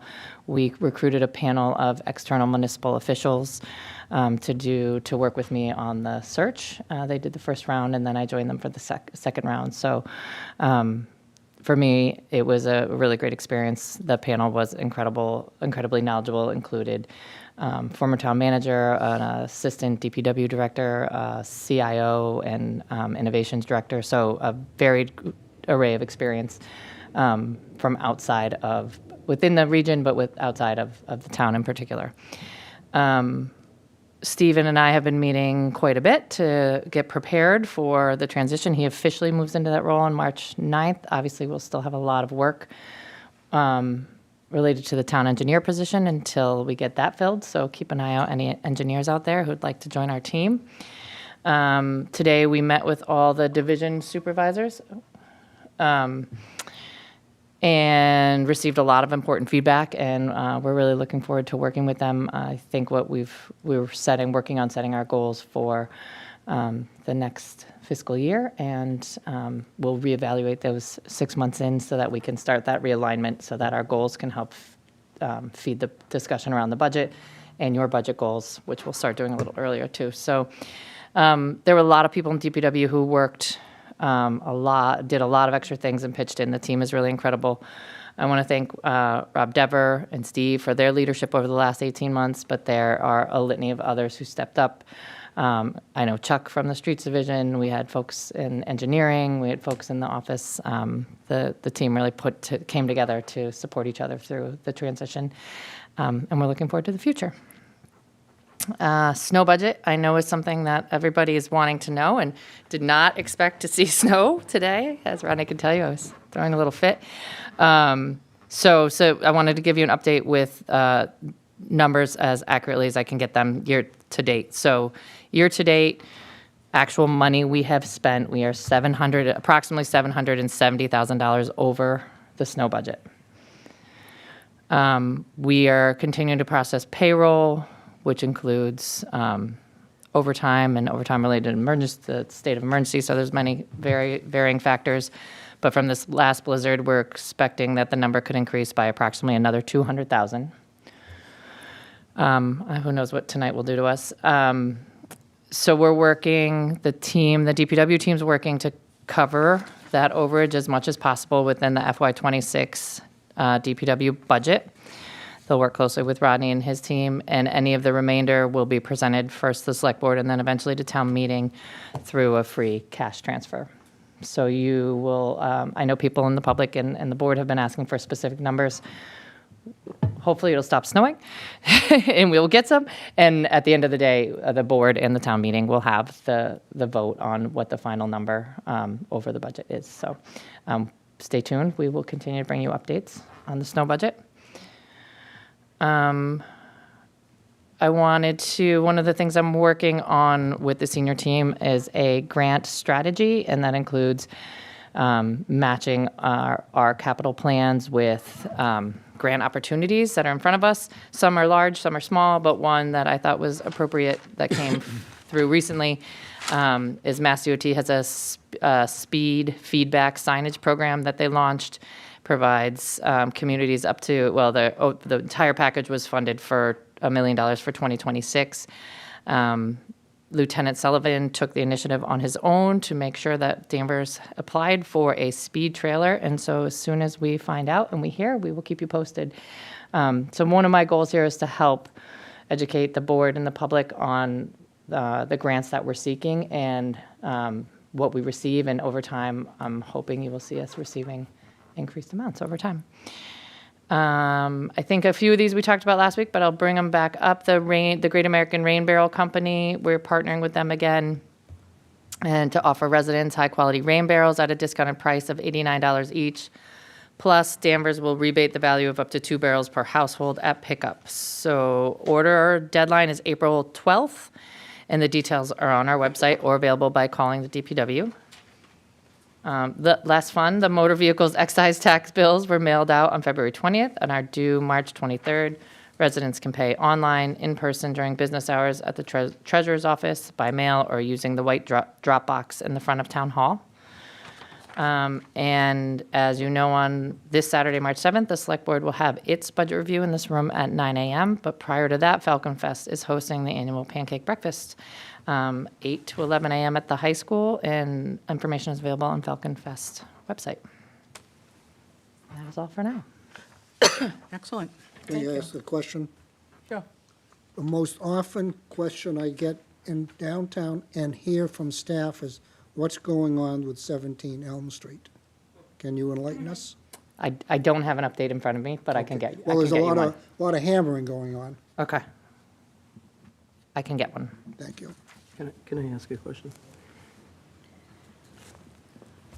Sure. Please, to the town manager.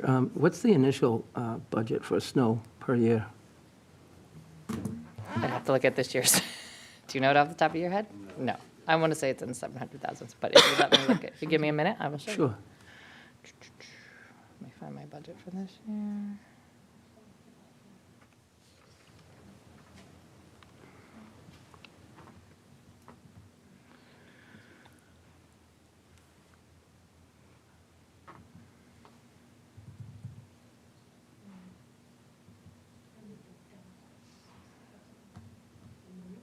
Let's see if this makes it faster.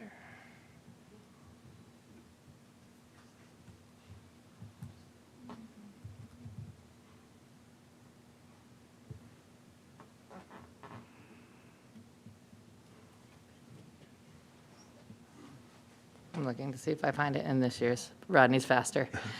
Through you, Madam Chair, it's a little over 600,000. Okay. Thank you. And we're 770 over. Yeah. And we're 770 over. Thank you. Yeah. Madam Chairman, can I make a comment on snow and ice? Come on, Dan. I was going to do it Saturday, but looking at the auditor's report, I believe they said 25 were over budget.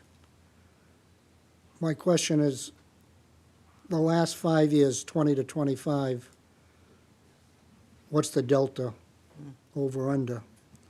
I know you average 5 years, last year's expenses to come up with a number. Is that correct, Rodney? Yes, that's correct. We do a rolling 5-year average. The only time we would deviate is, so for example, in 2015, and the way it's going maybe this year, we would skew a little down because this is a once-a-decade storm, but generally it's a 5-year average.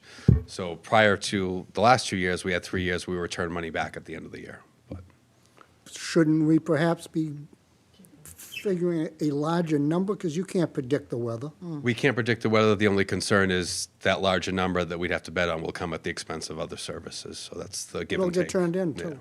Yeah. So your great $10 million extra. Yeah. It's, it's tough. So the 27 budget, as you see, and we'll talk about more on Saturday, does have a slight increase to that budget as well, based on the 5-year average. Well, it have to go this year, right? All right, thank you. And kind of piggybacking on that, we got our budget books, and I've got the Excel spreadsheet. Thank you very much.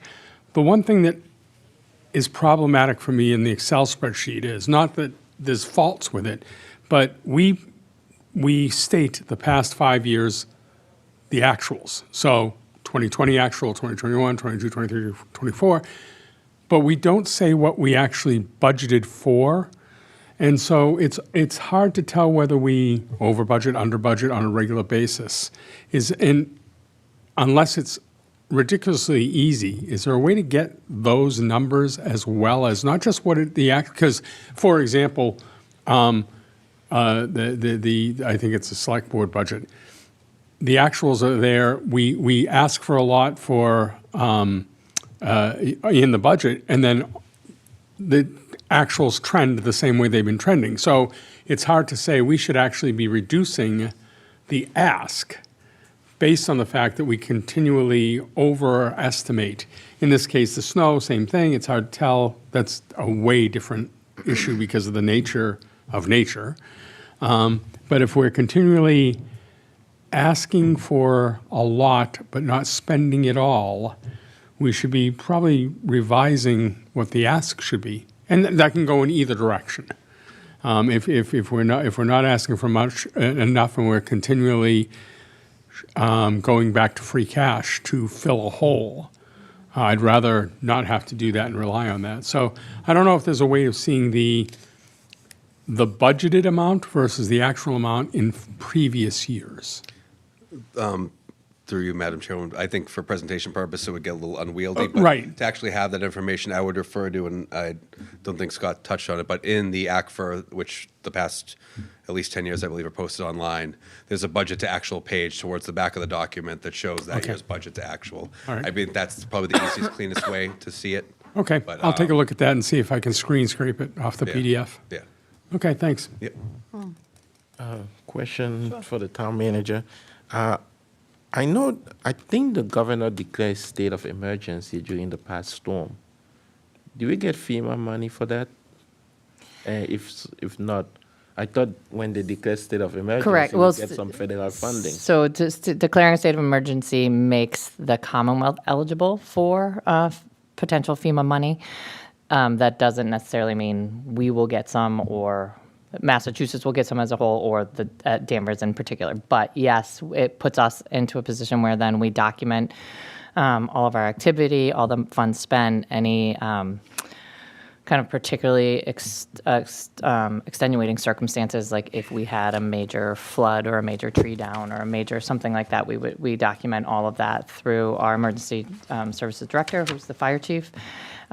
So it allows for the eligibility. I will say on our calls with MEMA and the governor during the storm, we are not counting on federal reimbursement necessarily at this time. I would say we've been in the situation we're in the city of Gloucester where we were applying for the reimbursement. It takes several years to process out of the federal government too. So it's potential, yes. It puts us in this spot to do it, but I wouldn't count on it. Okay. Anything else, Dan, did you want to say? Nope. Jay? Okay. Where did I leave off? Mike? I said You my. started. I said my Okay. piece. Gardner? I am all set, thank you. Okay, good. Jill, I have a question for you. When we talk about the budget hearing this Saturday, can the public ask questions during the public hearing, during the budget hearing? That would be at the discretion of the chair. Of the chair, My okay. understanding is that is the past practice here in Okay. Danvers, so. All right, good to know. Okay, first time chair, I forgot. Okay, thank you. All right, anything else? You're all set? I'm all set, All right, thank you. Thank you very much for the report. All right, at this time, correspondence, select board, new business, previous new business, updates, select board closing comments. I don't know. Mike, you want to start? You want me to start? Sure. The only thing I'd say is thank you to Electric Light, all the snowplowing people, police, fire. The last storms we've been having have been, luckily, they've been all light snow, but they've been a lot of snow. But when you hear of all the different places in the state or Northeast that lost electric, and, we keep our fingers crossed here, but we have our own electric company, and they always do a great job. So we're spoiled, but appreciative, too. So just thanks to all those people that have to go out in that weather and deal with that. I appreciate it very much. Thank you. Thank you, Mike. D? I'll second that. I mean, kudos to our DPW. All you had to do was drive into Salem or Peabody to know like how spoiled we are here in Danvers. They did an amazing job. I did attend the River Committee, and not much to report, but I'm still really amazed with the work that these volunteer citizens do to keep our waterfront in Danvers what it is. And to you, Madam Chair, I don't know if maybe as the weather get nicer, we can schedule something to have Chris and his team, like maybe take the select board member who want to see some of the piers and the work that they're doing out there. It's a Maybe good idea. when we have our retreat. On the boat, On the maybe, boat, yeah. But I do think they do amazing work, and I keep getting blown away with what Danvers has to offer as far as waterfront. Question about the parking ban, and I know people can sign up to receive like messages and things like that. And this last storm, I know the police was going around telling people to move their cars. How do people know when it starts and when it ends? What, if someone is watching, what should people do when they see snow to know that this is when the parking ban is going to start and this is when it's going to end? So my answer is always the same, and I tell this to all of you. When you ask, first question you should always ask someone is, are you signed up for the notifications? That is the absolute most important, most effective, most timely way to get any information. Even if you don't have a computer, you most likely have a phone. It can go to your email.